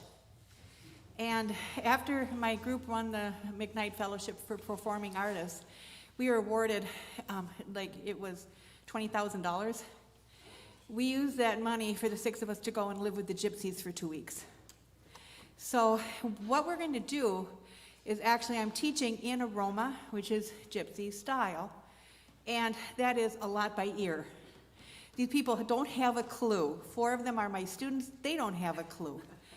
We're going to start a lot from scratch to understand. The basis of today, or what I'm aiming for, is experiencing 2 different rhythms than we usually do, and learning some ornamentation. My husband said at breakfast, "What's an ornament for music?" Well, it's not a little glass bauble or anything that you hang on a tree, but it's something that makes the note a little more fun. You add something to it. It's a trill or a grace note. But every Balkan country has a different take on what they do with their added notes. So we'll be learning 2 of those as well. We're going to start out, I'm going to play a little song. And it's all of 8 measures long, but it has a lot of repeats in it, and it has 22 notes in every measure. So therefore, there are a lot of notes for very few measures. And then we're going to learn that rhythm. Okay? You guys are just looking. I wish you could see their faces. They look a little like deer in the headlight, you know? They're going to do what? Okay. So this is Santas Ka Oro.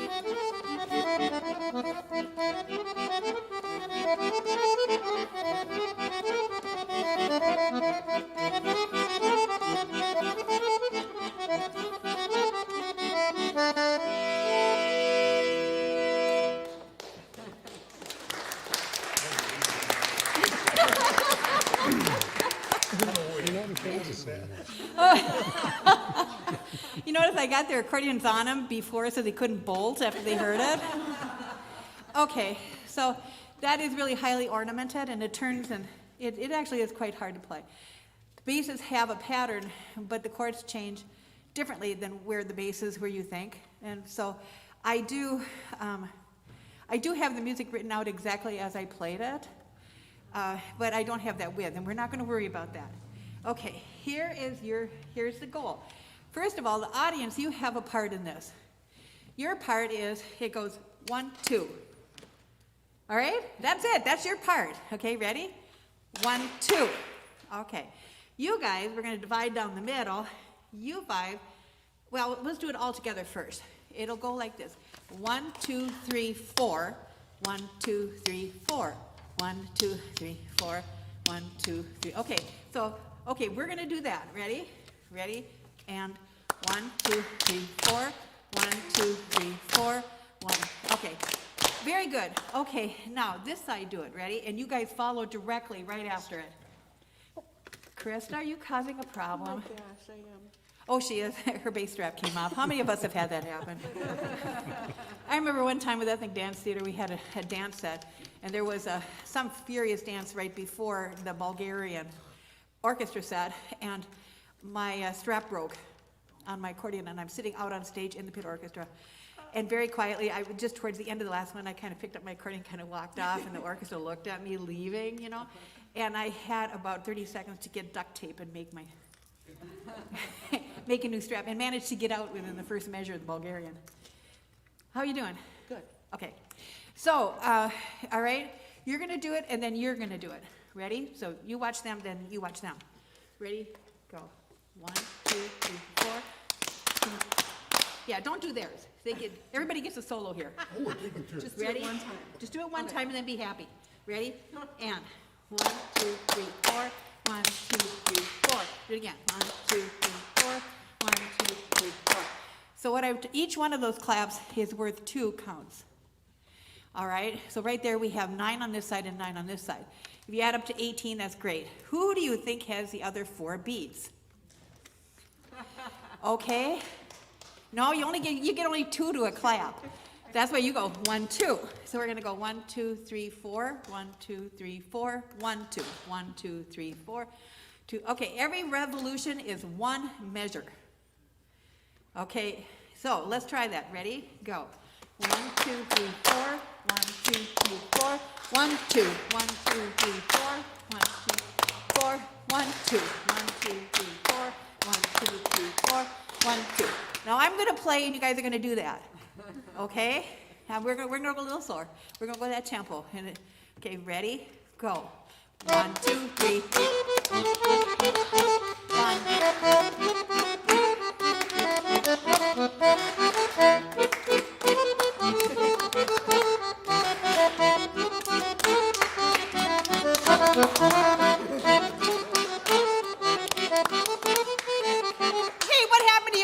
1, 2 went out the window. We'll just try it one more time, okay? Did you like that? You just experienced 22 beats in a measure. But you notice it was okay for 1 or 2, and then it was like... Yeah. Okay. What? 1, 2, 3. Let's see. 1, 2, 3. 1, 2, 3. 1, 2, 3. Okay, there's a thing up here that'll tell you. It goes 1, 2, 3, 4. The long one is where the 3 is. So it's 1, 2, 1, 2, 1, 2, 1, 2, 3, then 1, 2, 1, 2, 1, 2, 1, 2, 3, and then 1, 2, 1, 2. So that's what you don't. I think the best thing I can leave you with today is never count Balkan music. You feel it. No, when you're going 1, 2, it's 1 and 2 end. So they're, yeah.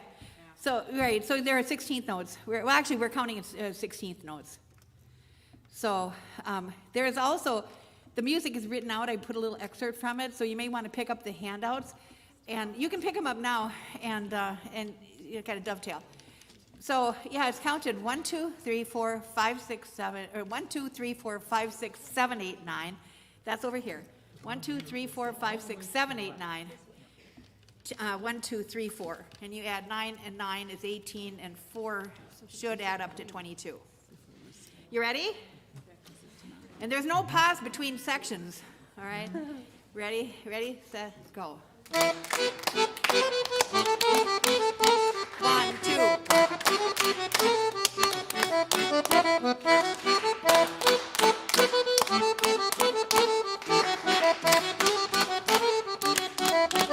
There you go. Congratulations. See, it wasn't all that bad. Okay, so we are now going to learn, we're going to leave 22 and only go to 7. See, I just figured that it would be easy after this. Okay, so what I have is a Richanitsa, that's R-A, it looks like Ratsanitsa. So please feel free, come get a handout so you can read the terms and you can see what I'm doing. Okay, when I usually work with you, we usually play what is called a lesnoto. It's in 7, but the 3 is at the beginning, so it goes 1, 2, 3, 1, 2, 1, 2, 1, 2, 3, 1, 2, 1, 2. The Balkan people would count in 1, 2, 3, 1, 2, 3, 1, 2, 3. All right? That's what you played with me before, okay? This is another 7/8, but a totally different rhythm. This one goes 1, 2, 3, 1, 2, 3, 1, 2, 3. So it's 1, 2, 1, 2, 1, 2, 3, 1, 2, 1, 2, 1, 2, 3, 1, 2, 1, 2, 1, 2, 3. Okay? So it's called a Richanitsa, and you'll see the name of it is Starcheska. Stara in Slavic languages means old. It is the old people's Richanitsa, which means that it is slow. Okay? A regular Richanitsa for young dancers, like at a wedding, would be 1, 2, 3, 1, 2, 3, 1, 2, 3. We're going to be going 1, 2, 3, 1, 2, 3. All right? So if I'll just play a little bit of a Richanitsa at regular tempo.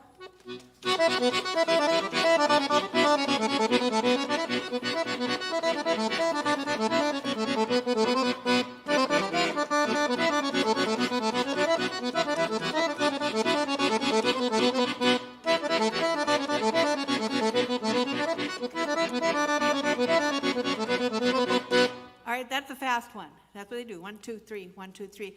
And you got crazy dancers probably having a lot of whatever they're drinking, and you have a good time. Now, at the same wedding, you have everybody who's been around the block a few times, and they're a little slower. So what we're going to do, and all you're going to do on this one is play the left hand, okay? But the bass pattern will go 1, 2, 1. 1, bass, chord, bass, chord, bass, chord, bass, chord, bass, chord, bass, chord. I'm on A minor.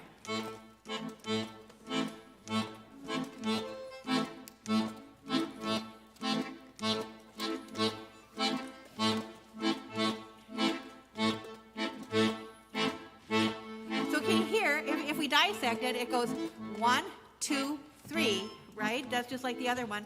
And then there's a little tick. And it really works well for us as Western people who did not grow up with this, because we want to square it all the time. And that little 3 is where we always want to square it and make it 4 or 3.5 or something. That little tick will help everything stay in step. Okay, so let us do that again. We're going to do it on A minor. So all it is bass chord, like a polka. But it's slow. Wait.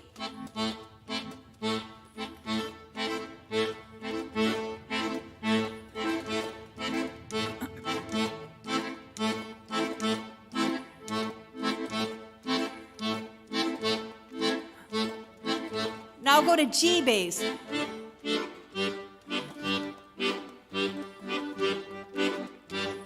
Bass, chord, bass. And it's G major. Back to A minor.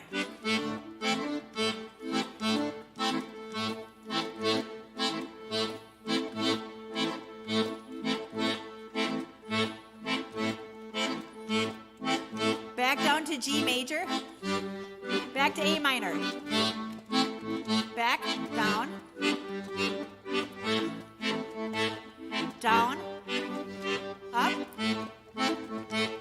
down, up, down, up, down, up, down, up, down,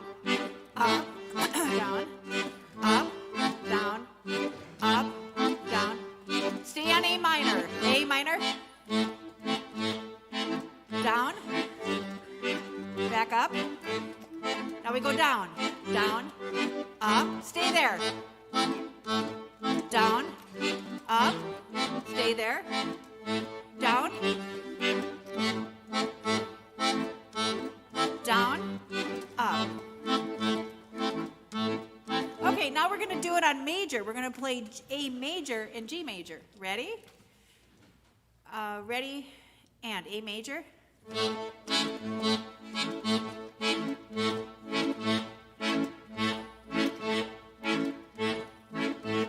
Down to G. A. G. A. G. Okay, get ready. We're going to go G, A, G, A, G, A, G, A, G. Okay, you're doing well. Hey, Helmi or anybody else, did they help Krista out and get her, the bass strap came out. And she's missing the whole thing. If we could put a different any accordion on her so she could enjoy this. Or I can enjoy having her play it. That's really the way that it goes. And, okay, so now, if you'll take a look at the one that says Old Richnitsa, then it is, the first song that I played is, the one in 22 was actually Macedonian. This one is Bulgarian. And so if you want to pull that music out, now I just want you to play the left hand, and I'm going to play the right hand. And now you know what a measure is, right? Boom, chick, boom, chick. That's one measure, and you can follow along. Okay, you ready? Only left hand only, and I'll play the right hand. Ready, and.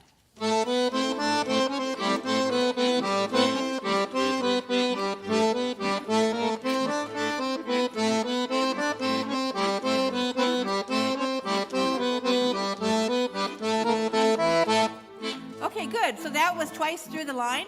Take a look at that first and second ending. Do you see the little 1, 2, and 3, and 4? And all right, it doesn't look like there's a lot of music in this stuff, but it's like all repeated, which is part of the hard part of when you're playing for dancers in a band or something, especially choreographed dancers.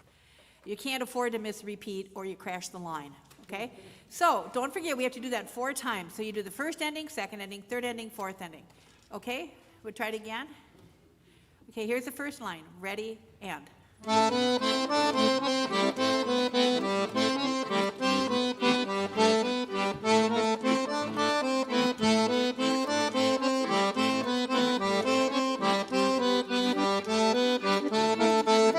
Again.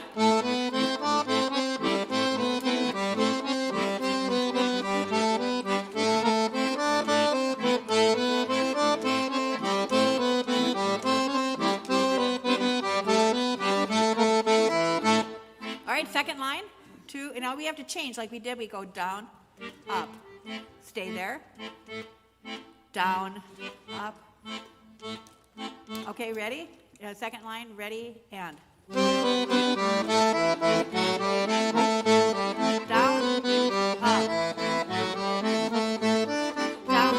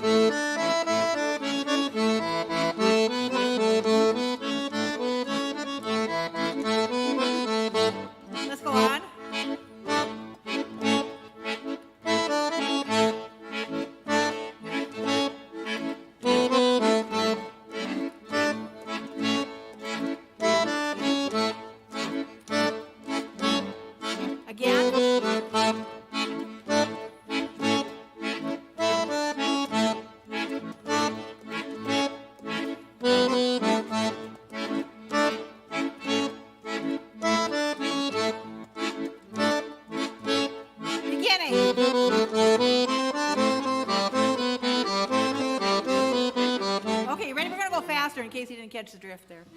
Okay, we're going to go a little faster. Did you hold on somewhat? It sounded like in some of it, it actually started to come in. It's real different than the other one. This is harder, I think, than the Les Noto. Okay, are you ready? You're doing good, super. Okay, so we're going to go a little faster. Here's the speed. Ready? Play.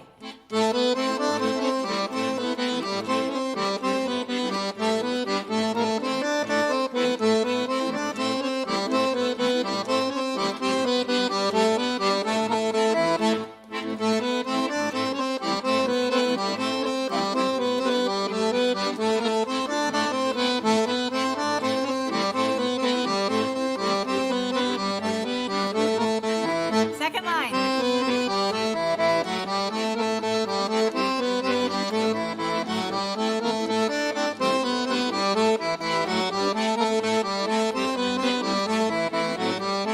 Again.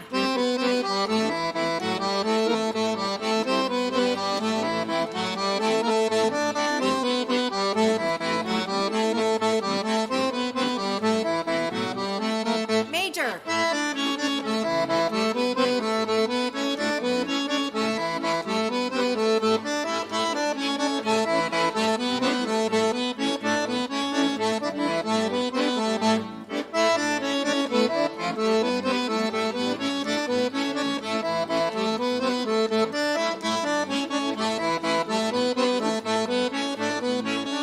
And there you go, you survived.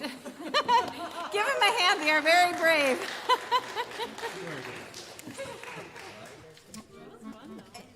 Isn't it fun? It's kind of fun to hear, and you go, well, I got a bass in there. Yeah. Okay, so now we're going to go on to the next song, and the next song is near and dear to my heart. It is a Les Noto. One year when we came up, one of my students, who is a telecommute from Wisconsin, his wife I met in the folk dancing. So you want to pull up Ako Umran Igzigunam. And Margaret came up and she taught us a bunch of these dances, and we danced around the church to a Les Noto. So if you happen to be here at that time, that was really a fun thing. This is a multi-generational dance. This is from Bosnia. And although Macedonia, Croatia, Serbia, and Bulgaria, they all will claim this song, they've had a lot of genocidal strife. And part of their belief is, okay, we don't know what tomorrow is going to bring. However, listen, I'll tell you what.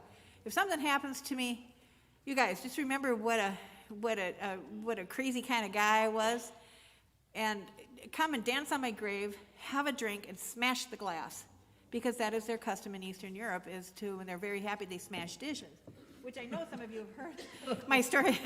I played at a restaurant for the Romanians, and my whole group played, and we played till 4 a.m.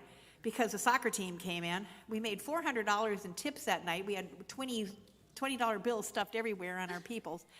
And they got happy when they danced, and they would smash the dishes against the restaurant wall. And the owner of the cafe just brought a bunch of cheap dishes down, sat them down, and watched. And they had a designated smash your dish wall. So that's what this song is it's a song just talking about that. So I call it, it's Ako Umran Il Zignam. However, we call it If I Die, Drink a Toast and Smash Your Glass. All right, so this type of music, we're going to learn this one by ear. So now that you have the music out, flop it over. Don't cheat. And turn so that you can see me, because we're going to be starting at the core. We're going to be starting with the verse. You're going to put your third finger on G. Oh, and by the way, this is really in Roma style. Just you play, and it when you've got novices, it never really sounds really good. But the thing is, you're playing with someone who knows, and you're learning. The other thing is, you may wonder, why in the world do I have a scarf on? Well, besides the fact I have COVID hair and haven't had it cut for a year and a half, also, the gypsies asked us, if it's one thing, when you work with our music, will you please put a scarf on your head? Okay. Third finger on G. All right? And you're just going to go G, F sharp, E. 3, 2, 1. There you go. That's the first part of the song. All right? And then you're going to put your fifth finger on B. All right? Can we do that together? Ready? And. All right, do it again. time. Ready? And.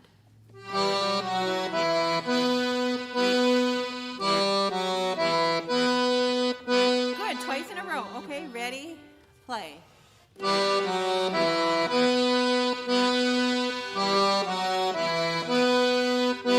Beautiful. Now, put your pinky on E. All right, and we're going to come down the scale a little bit. So I'll play it. Okay? All right, ready? Play. E. Good. Again, ready? And. All right, now we're going to do a little fancy thing. We're going to play an A. Fingering is a little tricky. Put an A on, put your thumb on A. Third finger on B. Second finger on A. Thumb on G. Cross over with your second finger. Okay, let's do that again. Gail, you're laughing. Yeah, right. Just look at the music. No, try it this way. You'll get the music when we actually play it. We'll turn the music. But try it. Just try it by ear. When we were studying with the gypsies, right, we had 2 weeks. We were in a compound. Everybody from Serbia, that was Roma, that was near Valjevo, Serbia, came to visit us. And the United Nations came. Other guest artists came. Everybody came. And we really, when they were teaching us music, we wanted to write it down. A chord structure, I think it was also weird. And I got my butt bit so many times about no, D, no. See, I hear it again. No, D, no. We don't write it down. You learn it. And eventually they had to give in, and I did make some crib sheets. But this is the way that they teach, and you just kind of flounder around. You play what you can, you don't play what you can, and that's it. Okay, so the scale, if we start on B, it's B and then A with your second finger. So it's B, A, G, right? 3, 2, 1. Crossover. And then you're back to your third finger to go. Again. Okay? Are we kind of got that? So so I'll play it and listen. We have E. Now we're on the B. And I play A again. Now my third finger goes next to B. And I come down the scale. Crossover. Okay, should we try that? Ready? And so we'll start on the E. Fifth finger on E. Ready? And. Your thumb. Now your third finger on B. Down the scale. Crossover. Now we're back to the beginning.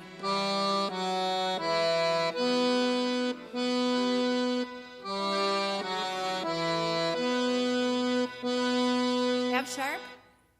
And I'll play it for you. F sharp, up the scale. And then your third finger down to G. Okay, that's just it. So now start on F sharp.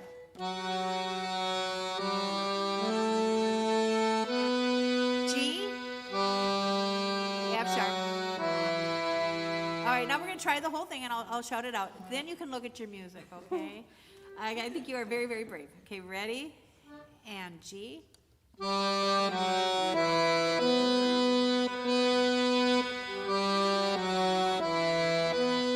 your fifth finger to E.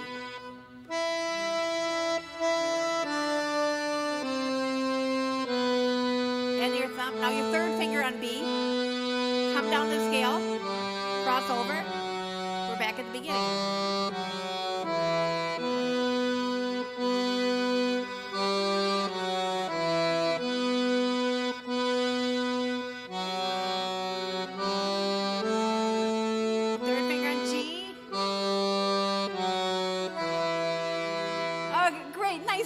Give them a hand. They're so brave, don't you think? That's just wonderful.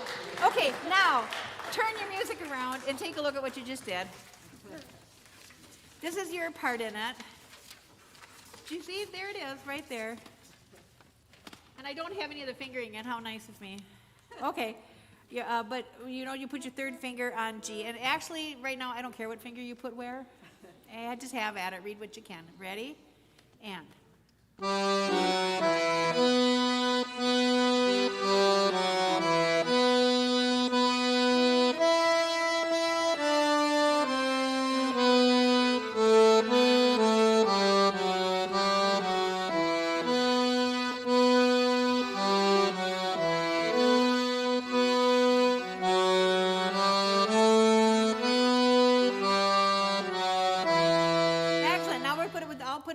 hand. And so don't try to play any left hand with it. We can go over that another time, but I'll just do the left hand. Ready? And.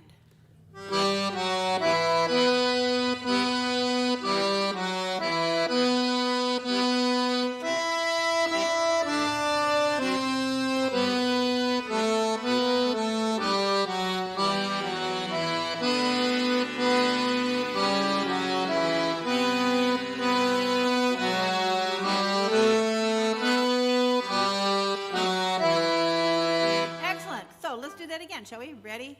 A little faster. Here's your speed. So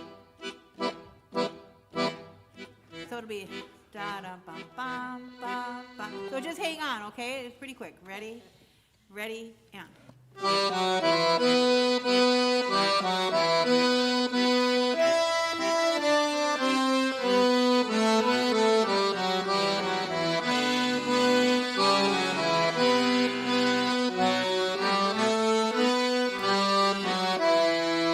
Okay, now we're going to go on to the next part. Now these are scales, all right? There's a top and a bottom. You guys play all the top, okay, for right now. So take the top note and it comes right down the scale. E, D, C, B, E, D, C, B. Got it? C, C, B, A, G, G, A, B, C, G, F sharp, E. So I'll do the scale. Okay, let's just try to sight read it, okay? We'll go slow again. Ready, and.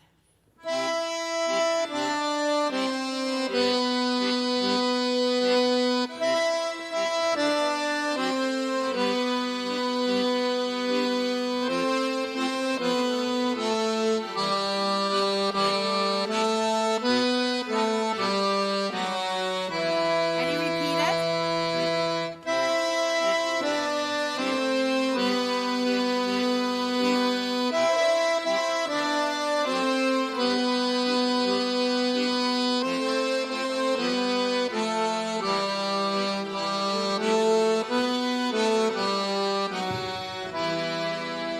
Okay, now what we're going to do is I'm going to put an instrumental to the beginning of it. And because in this type of music, when you have a band playing, the band gets to choose what introduction they're going to do for you, and they try to choose when to show off. And so you've always have this kind of snazzy little beginning, and then you have the song, but the band gets to choose the song. So I went and I listened to a bunch of YouTube clips. This is the one that I chose. And what time is it? 4:45. Okay, I got to hurry. Okay, you ready? So I chose the beginning of it, and I'm going to play that for you. And and I didn't get to the ornamentation. I'll do it next year, okay? We'll do ornamentation next year. Okay, so I'll play the instrumental, and then when we get to, I'll holler when we get to the verse, and you guys play the verse, and then we play the chorus twice. Play this first ending, because we're going to go back and do the page twice. We're going to do the whole song twice. So there's about 16 measures here that you don't have. I'll holler when you start, okay?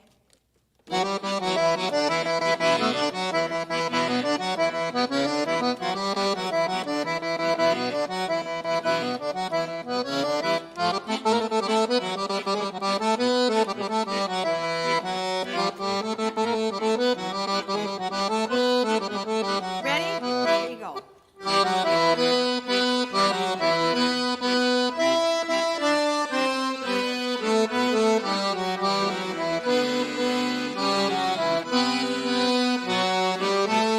Now wait for a second.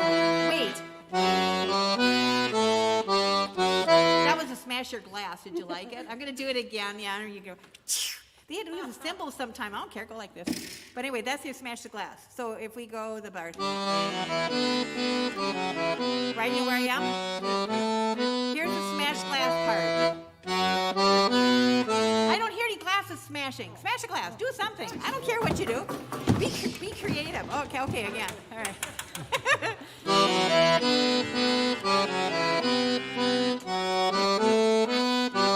Here you go.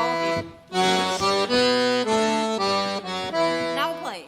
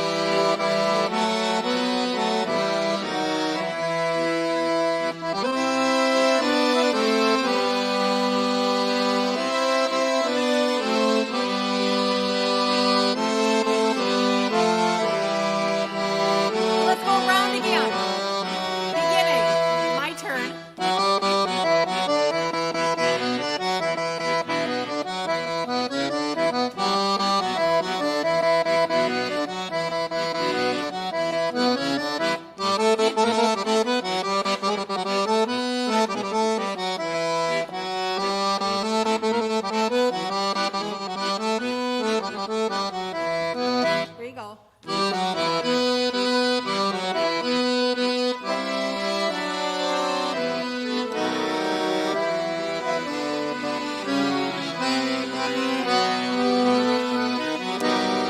Smash it!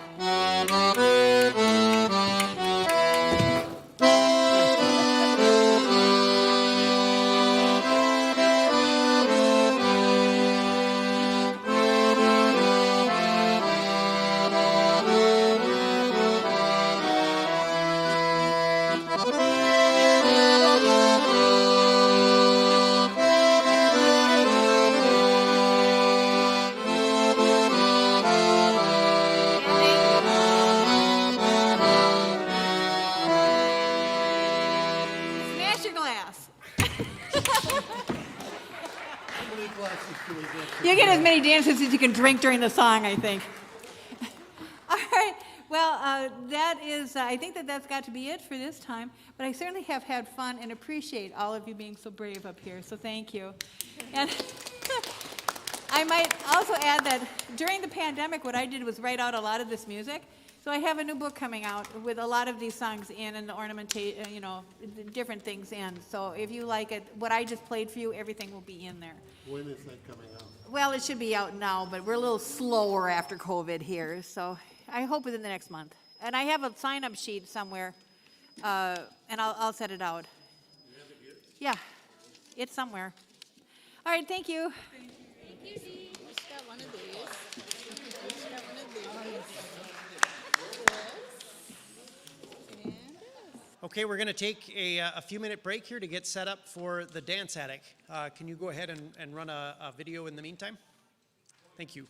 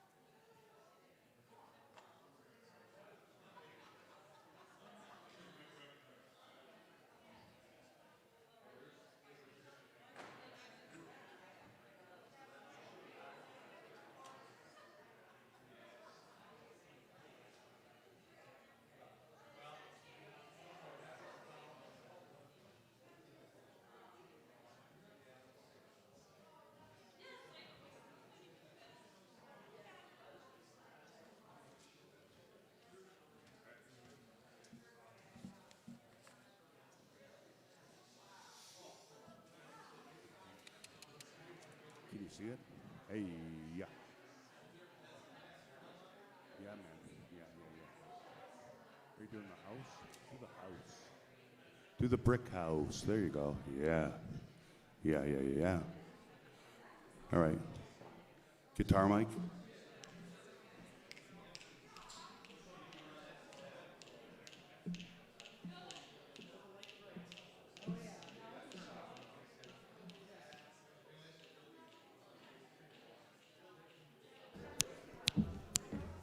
Are you labeling this?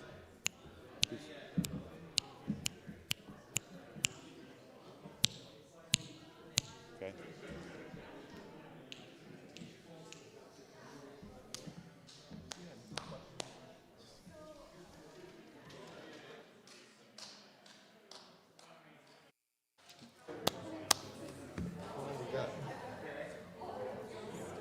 You okay, Adam? Yeah.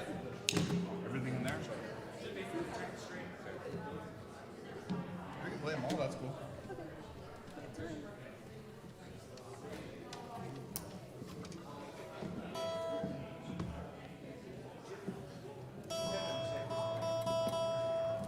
Check 1, 2. 2, 1, 2, check.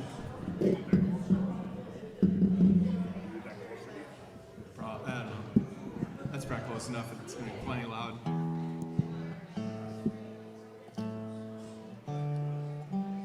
You might probably not need a lot of guitar because I tend to. You can keep it there for decoration if you want.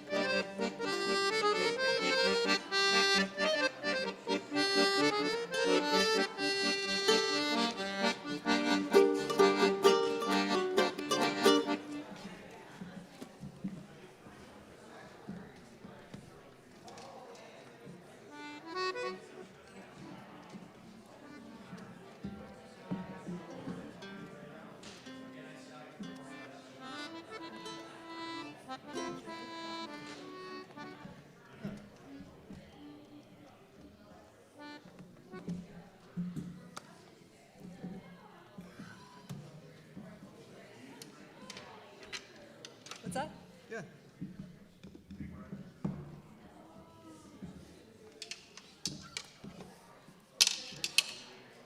Oh, that's a problem. Okay, if we could have everyone return to their seats for our next concert.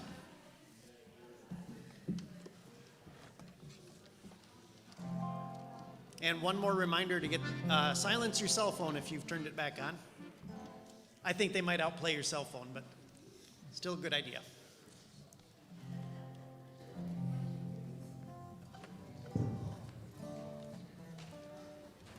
Dance Addict was formed in 2014 by Suzi Ludwig and Jimi Cooper.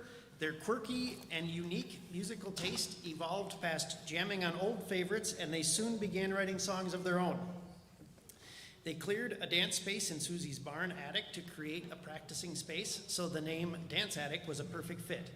Their music consists of original and old-time country and polka favorites, as well as Italian and Norwegian instrumental pieces.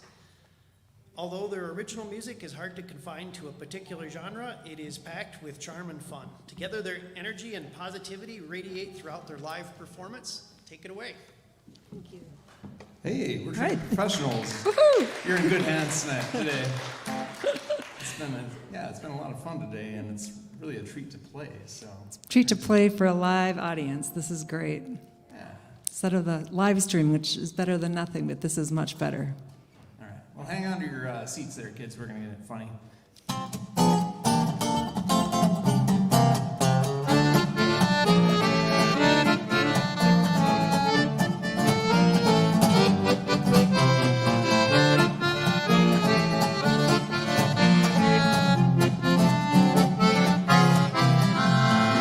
Since I've been seeing you, all I seem to be brand new. You got me touched down.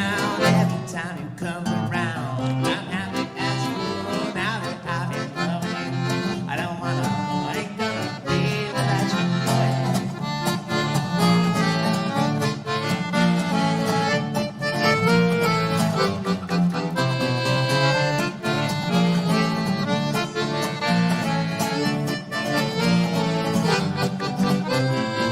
My friends keep telling me I'm lucky as a guy can be.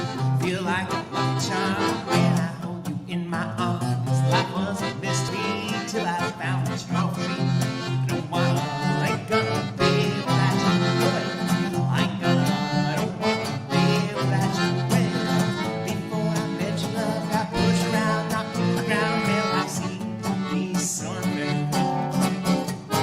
No girl would treat me right night after night, just crying by. And then to go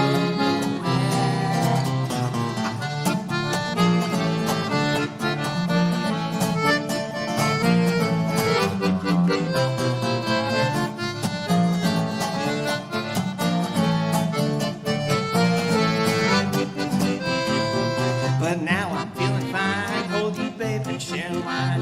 You mean the world to me, and I'm lucky as a guy can be. We always get along, so I wrote this little song. I don't wanna, I ain't gonna be without you. Go away. I don't wanna, I ain't gonna be without you. Here we go now.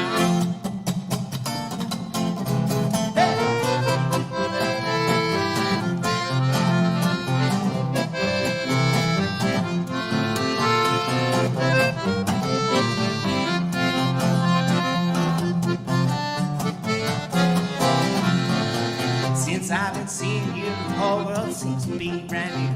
Feet out of touchdown every time you come around. But I'm happy as a fool now that I'm in love with you. I don't wanna, I ain't gonna be without you. Go ahead. I ain't gonna, I don't wanna be without you. Take that now.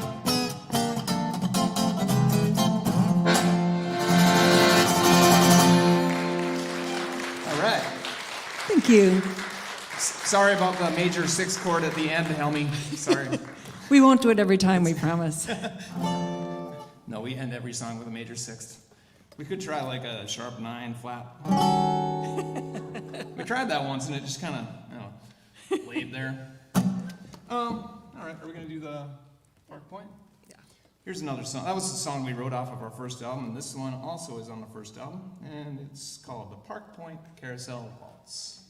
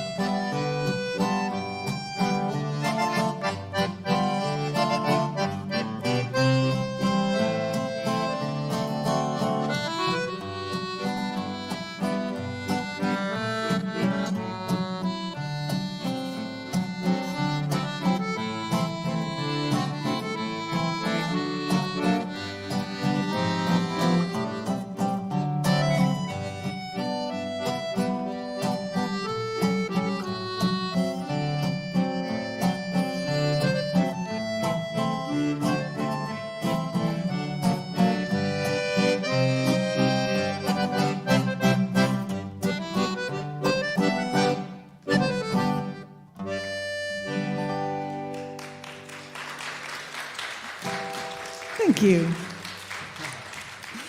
Well, all of the songs we're going to play today, we wrote with one exception, and it is this one. And this is one of my favorite Palmer arrangements, and anyone who has been through the recital book will recognize it, and I hope you enjoy it.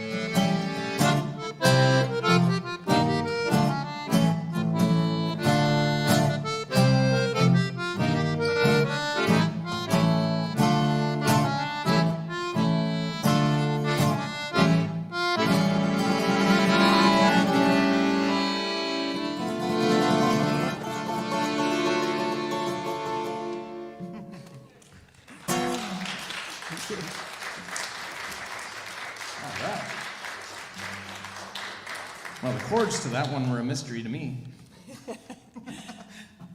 So this next song is one of the first songs that we wrote together, and we didn't really have a place to play it, so it just kind of sat around.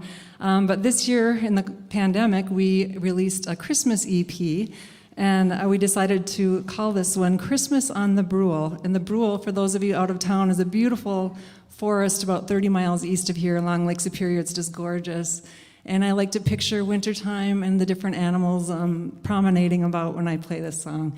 And if you're around holiday times, if you look on YouTube and Google Dance Addict Christmas Time, we have videos made of the entire EP, which was really fun. My son-in-law made those videos, and they're fantastic.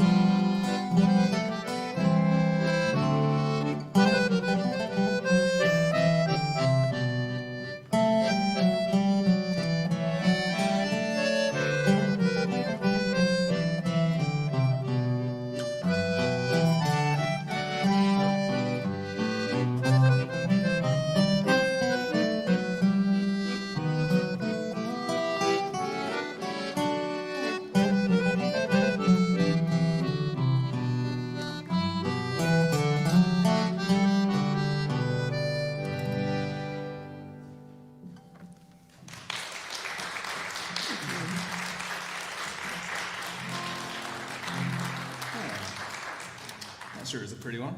Let's wake everybody up. All right. Here's another one. It was one of the first times I decided to write a polka. And I wrote it in one key, and then I learned it. Then she learned it. She spent a lot of time getting it down. And then we decided there needed to be some lyrics to it. No, you changed the key. We changed the key. And I had to relearn it. So I could sing it. Then I relearned it, and then he's like, we need lyrics. She works really hard, that's the point. It's called Take Me Out to the Polka.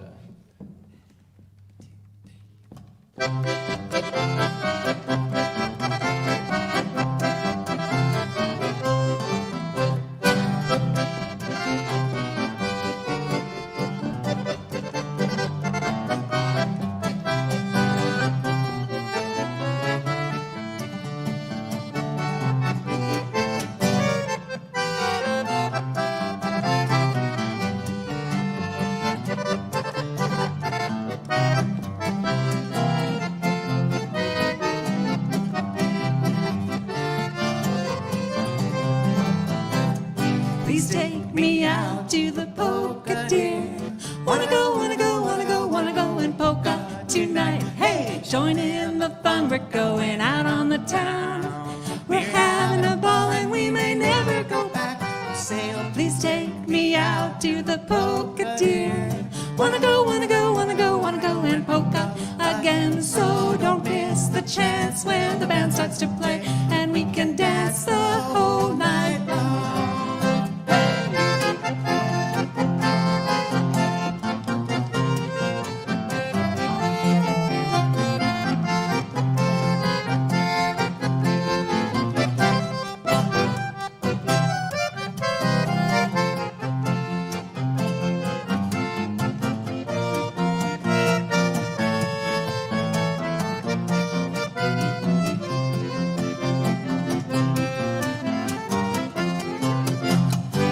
Take me out to the polka, dear. Wanna go, wanna go, wanna go, wanna go and polka tonight. Hey, join in the fun, we're going out on the town. We're having a ball and we may never go back. We'll say, oh, please take me out to the polka, dear. Wanna go, wanna go, wanna go, wanna go and polka again. So don't miss the chance when the band starts to play and we can dance the whole night long.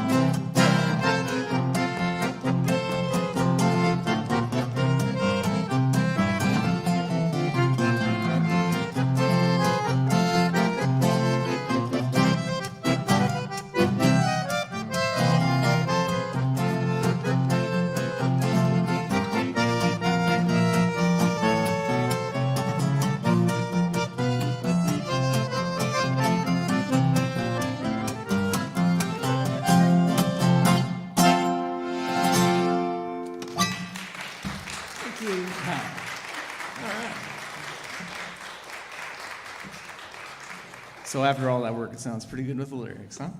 It was worth it.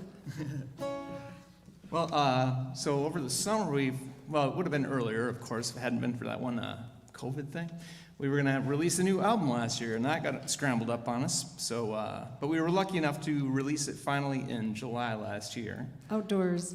Outdoor show at Wuso's Concerts Cafe over in the West End there. Jason Wuso, he's a huge supporter of music in town here.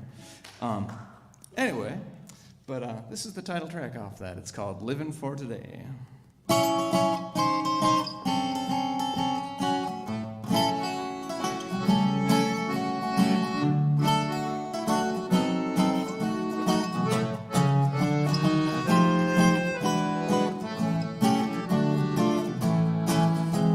Spend your prime working overtime and you think about your future. Someday you're gonna have a ball, but for now it's work and no fun at all. Before you know it, you're growing old. You've always done what you've been told, and now you're too old. Don't get around much anymore. But I'm just living for today, yeah. Living for today. Well, I'm not wasting all of my time chasing nickels, chasing dimes. I'm just living for today, yeah. living for today. Well, I said I'd just rather live my life today. The corporate ladder that you try to climb, well, it's never satisfying. Just when you think you're gonna drop, you climb some more, but you can't reach the top. You make more money and you pile it high, yeah, you're saving it all until the day you die. And then you buy a coffin, the best that money can buy, that's right. But I'm just living for today, yeah, living for today. Well, I'm not wasting all of my time chasing nickels, chasing dimes. I'm just living for today, yeah, living for today. Well, I said I'd just rather live my life today.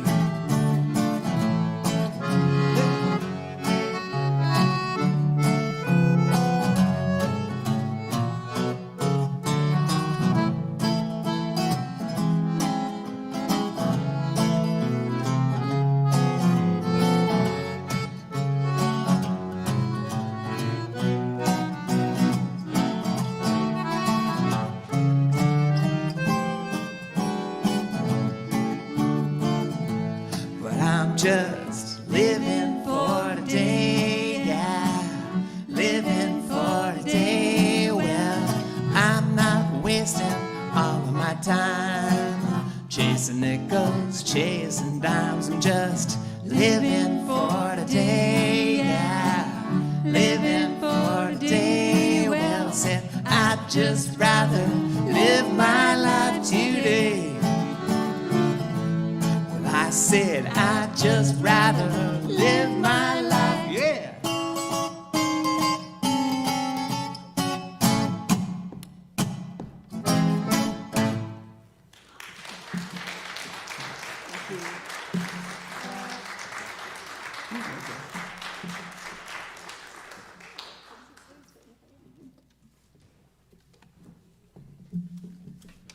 Well, now that we're finally over winter, I don't know if I want to do a song about starting a fire. I kind of like not starting a fire these days when it's sunshiny enough to make it through the day.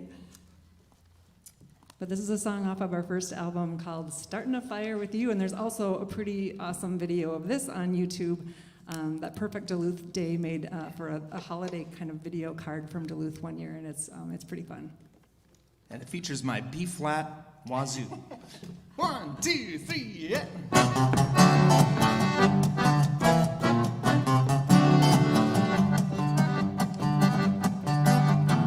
We split logs and stack them high.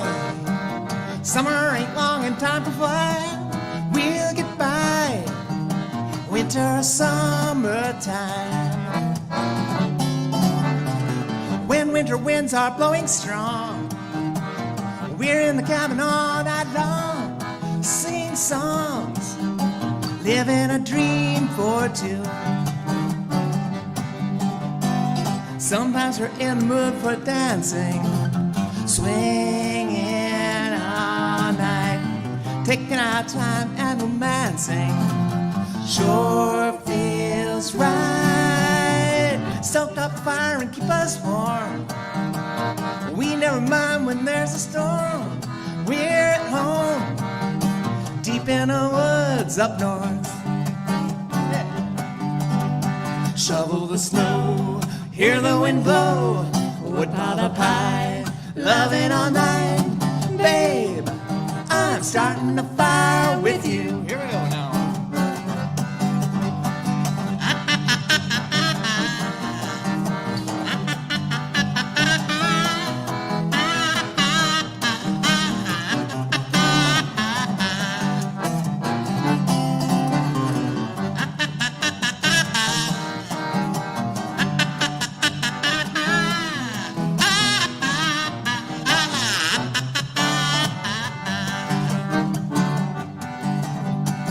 Sometimes we're in the mood for dancing, swinging all night, taking our time and romancing.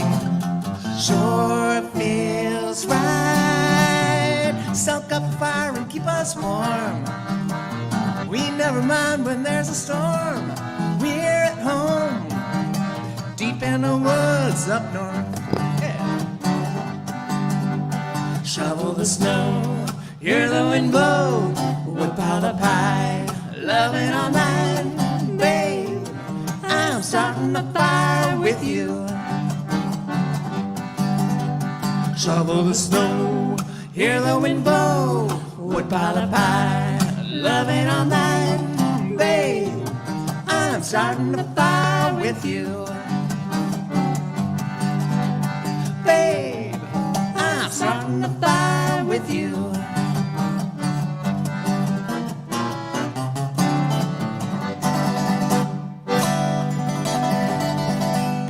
Oh, there's that major 6 chord again. Whoops. They dock our pay every time we play that one. Oh, what are we doing? A pretty one next? I think we should do a pretty one. All right. No. This next song we're going to do is on our second album, and it's very different from a lot of our other music, but it's beautiful. This is one Jimi wrote called Stars. It's in the key of A flat and a half.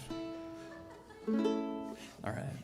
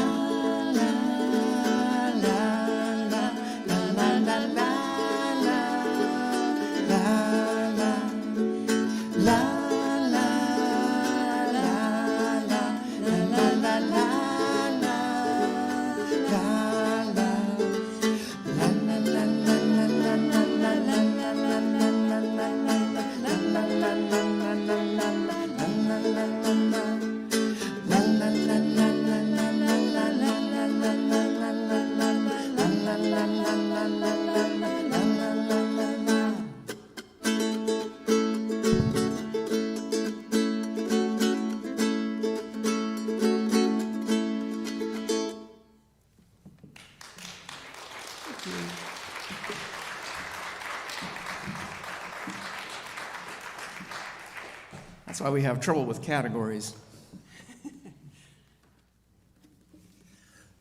Who wants to play just one genre anyway? Oh, now we got a new polka. This is a brand new one. We call this one the Shots polka, and we put a little Z on Shots. Anyone know why? Does anyone recognize? Shots Brewing?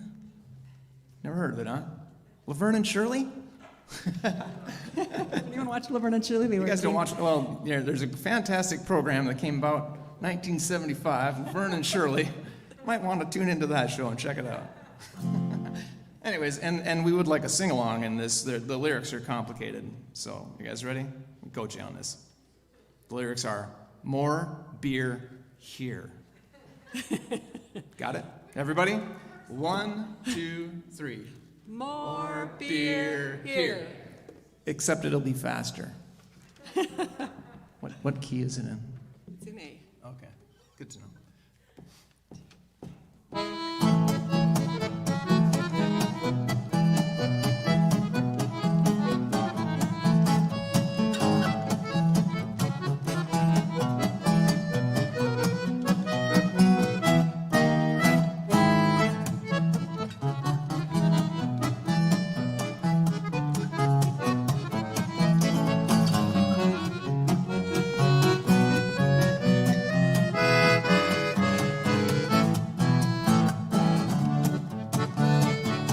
Get ready. Here it goes.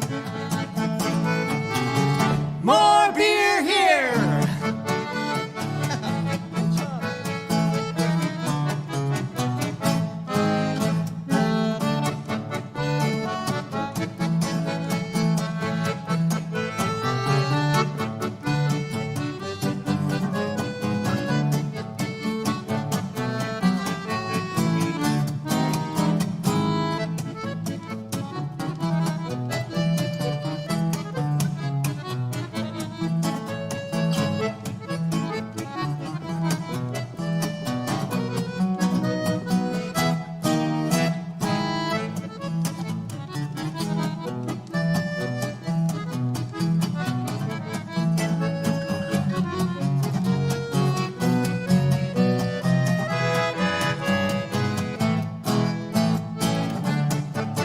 You get another shot here. Give yourself a little redemption. Here you go. More beer here. Yeah.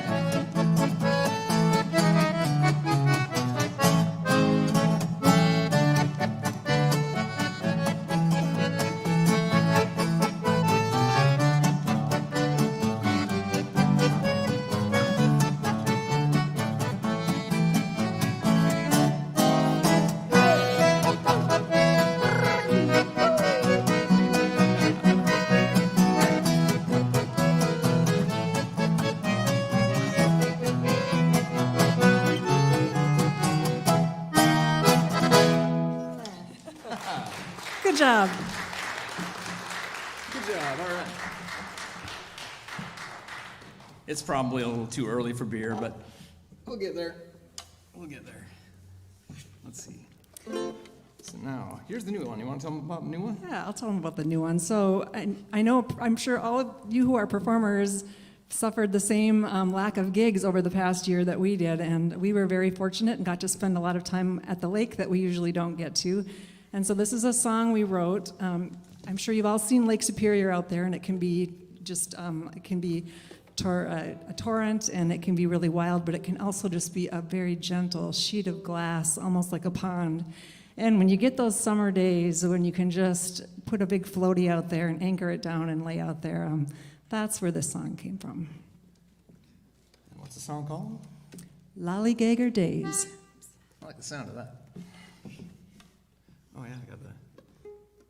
1, 2, 3, and... Lollygager Days, they're the best. We're floating on the waves. We're barely dressed, we're sopping up the sunshine. Hum a little tune, nothing left to do the whole day through. Savor all the way, lollygager days with you. Lollygager, lollygager, loll away the day. Lollygager, lollygager, savor all the way. Last night the wind was blowing and the rain came tumbling down. But this morning the sun shone through. Lollygager day, They're the best, we're floating on the waves. We're barely dressed, we're sopping up the sunshine. Home a little tune, nothing left to do the whole day through. Savor all the way, lollygag our days with you.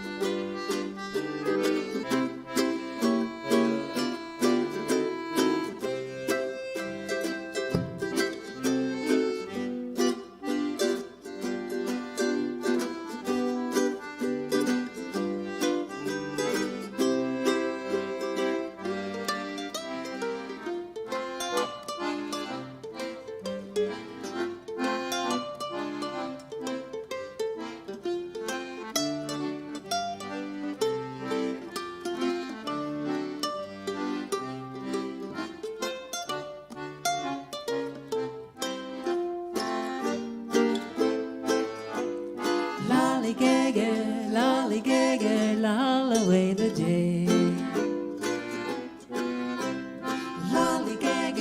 Lollygagger, savor all the way. Last night the wind was blowing and the rain came tumbling down. But this morning the sun shone through. Lollygagger days, they're the best, we're floating on the waves. We're barely dressed, we're sopping up the sunshine. Home a little tune, nothing left to do the whole day through. Savor all the way, lollygagger days. Savor all the way, lollygagger days. Savor all the way, lollygagger days with you.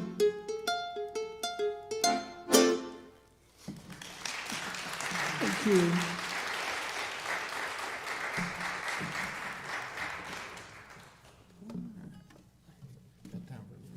I think we have just enough time to finish our set. We've got a couple more songs. This has been so much fun and really appreciate having this festival right here in our hometown. It's awesome. Thank you, Helmi, for putting this on.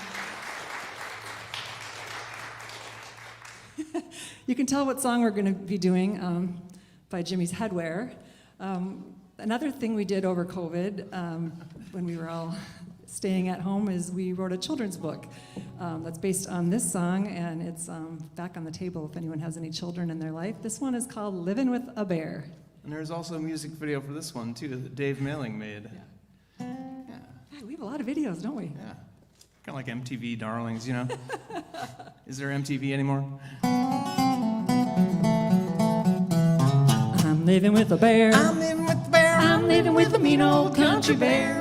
Well, he's 6 feet tall with a real mean growl, and he never combs his hair. He wakes up with a grumble, and he lumbers everywhere. You might not care, but I'm living with a bear.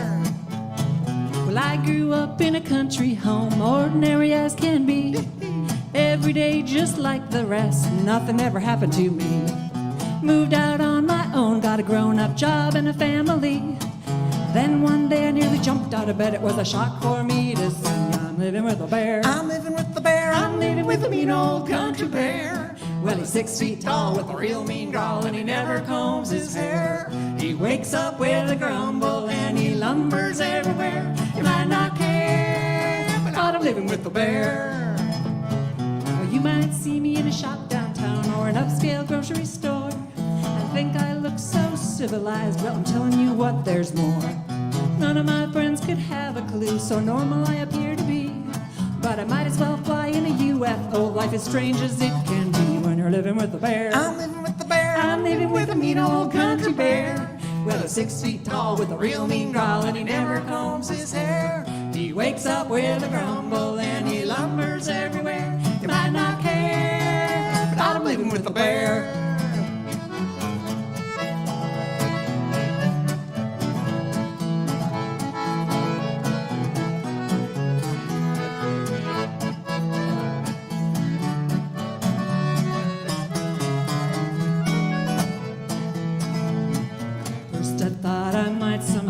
get used to him. Ask myself, how hard could it be? Then he snarls his teeth and growls at everything. Life's become unbearable to me. As I'm living with the bear. I'm living with the bear. I'm living with a mean old country bear. Well, he's 6 feet tall with a real mean growl, and he never combs his hair. He wakes up with a grumble and he lumbers everywhere. You might not care, but I'm living with the bear. Well, I can't seem to tame him now. He's ornery as can be. Ain't no room for the two of us in a home with a family. I told that bear he don't belong and he should go climb a tree. He better get lost and find his way, and the forest is the place to be. But I'm living with the bear. I'm living with the bear. I'm living with a mean old country bear. Well, he's 6 feet tall with a real mean growl, and he never combs his hair. He wakes up with a grumble and he lumbers everywhere. You might not care, but I'm living with the bear. I said you might not care, but I'm living with the bear.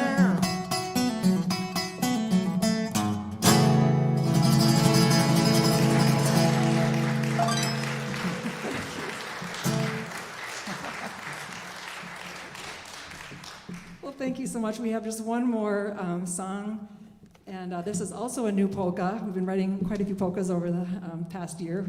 Needed some cheering up.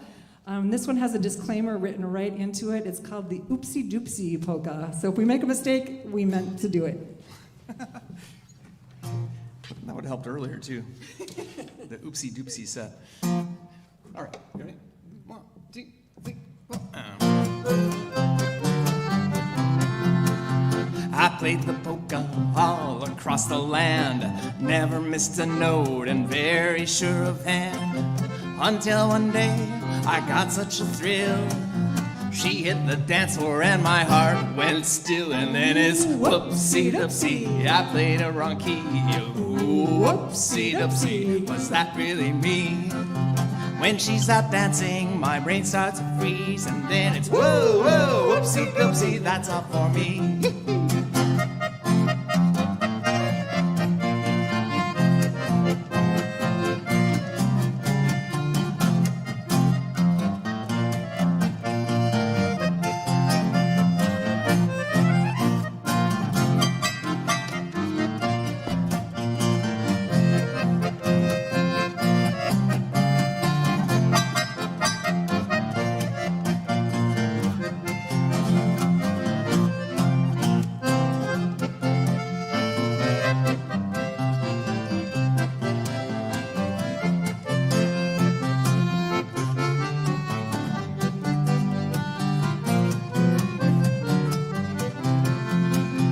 Went home and practiced morning, noon, and night. Working on the polkas really got 'em tight. But then she came back the very next show. My fingers fumbled and away I go. And then it's whoopsie doopsie, I played a wrong key. Whoopsie doopsie, was that really me? When she's out dancing, my brain starts to freeze. And then it's whoa, whoa, whoopsie doopsie, that's all for me.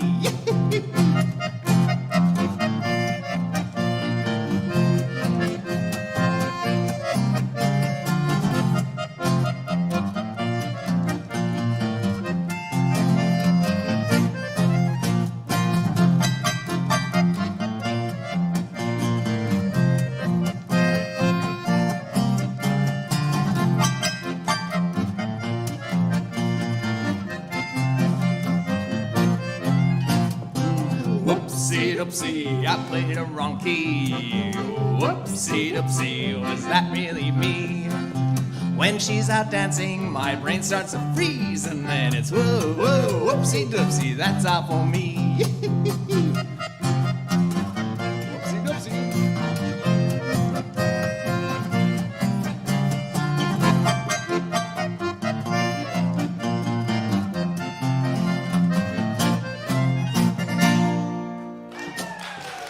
Thank you so much. Have a good night. All right, thanks, guys.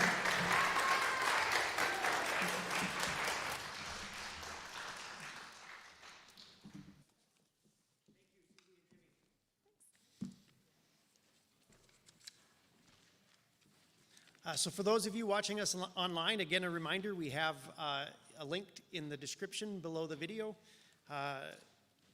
to a link to support the museum and our live streaming events.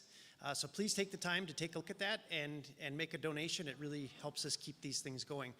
We're going to reset the stage now for our roundtable discussion here in about 15 minutes. So we'll take a short break and we'll be back at 5 o'clock.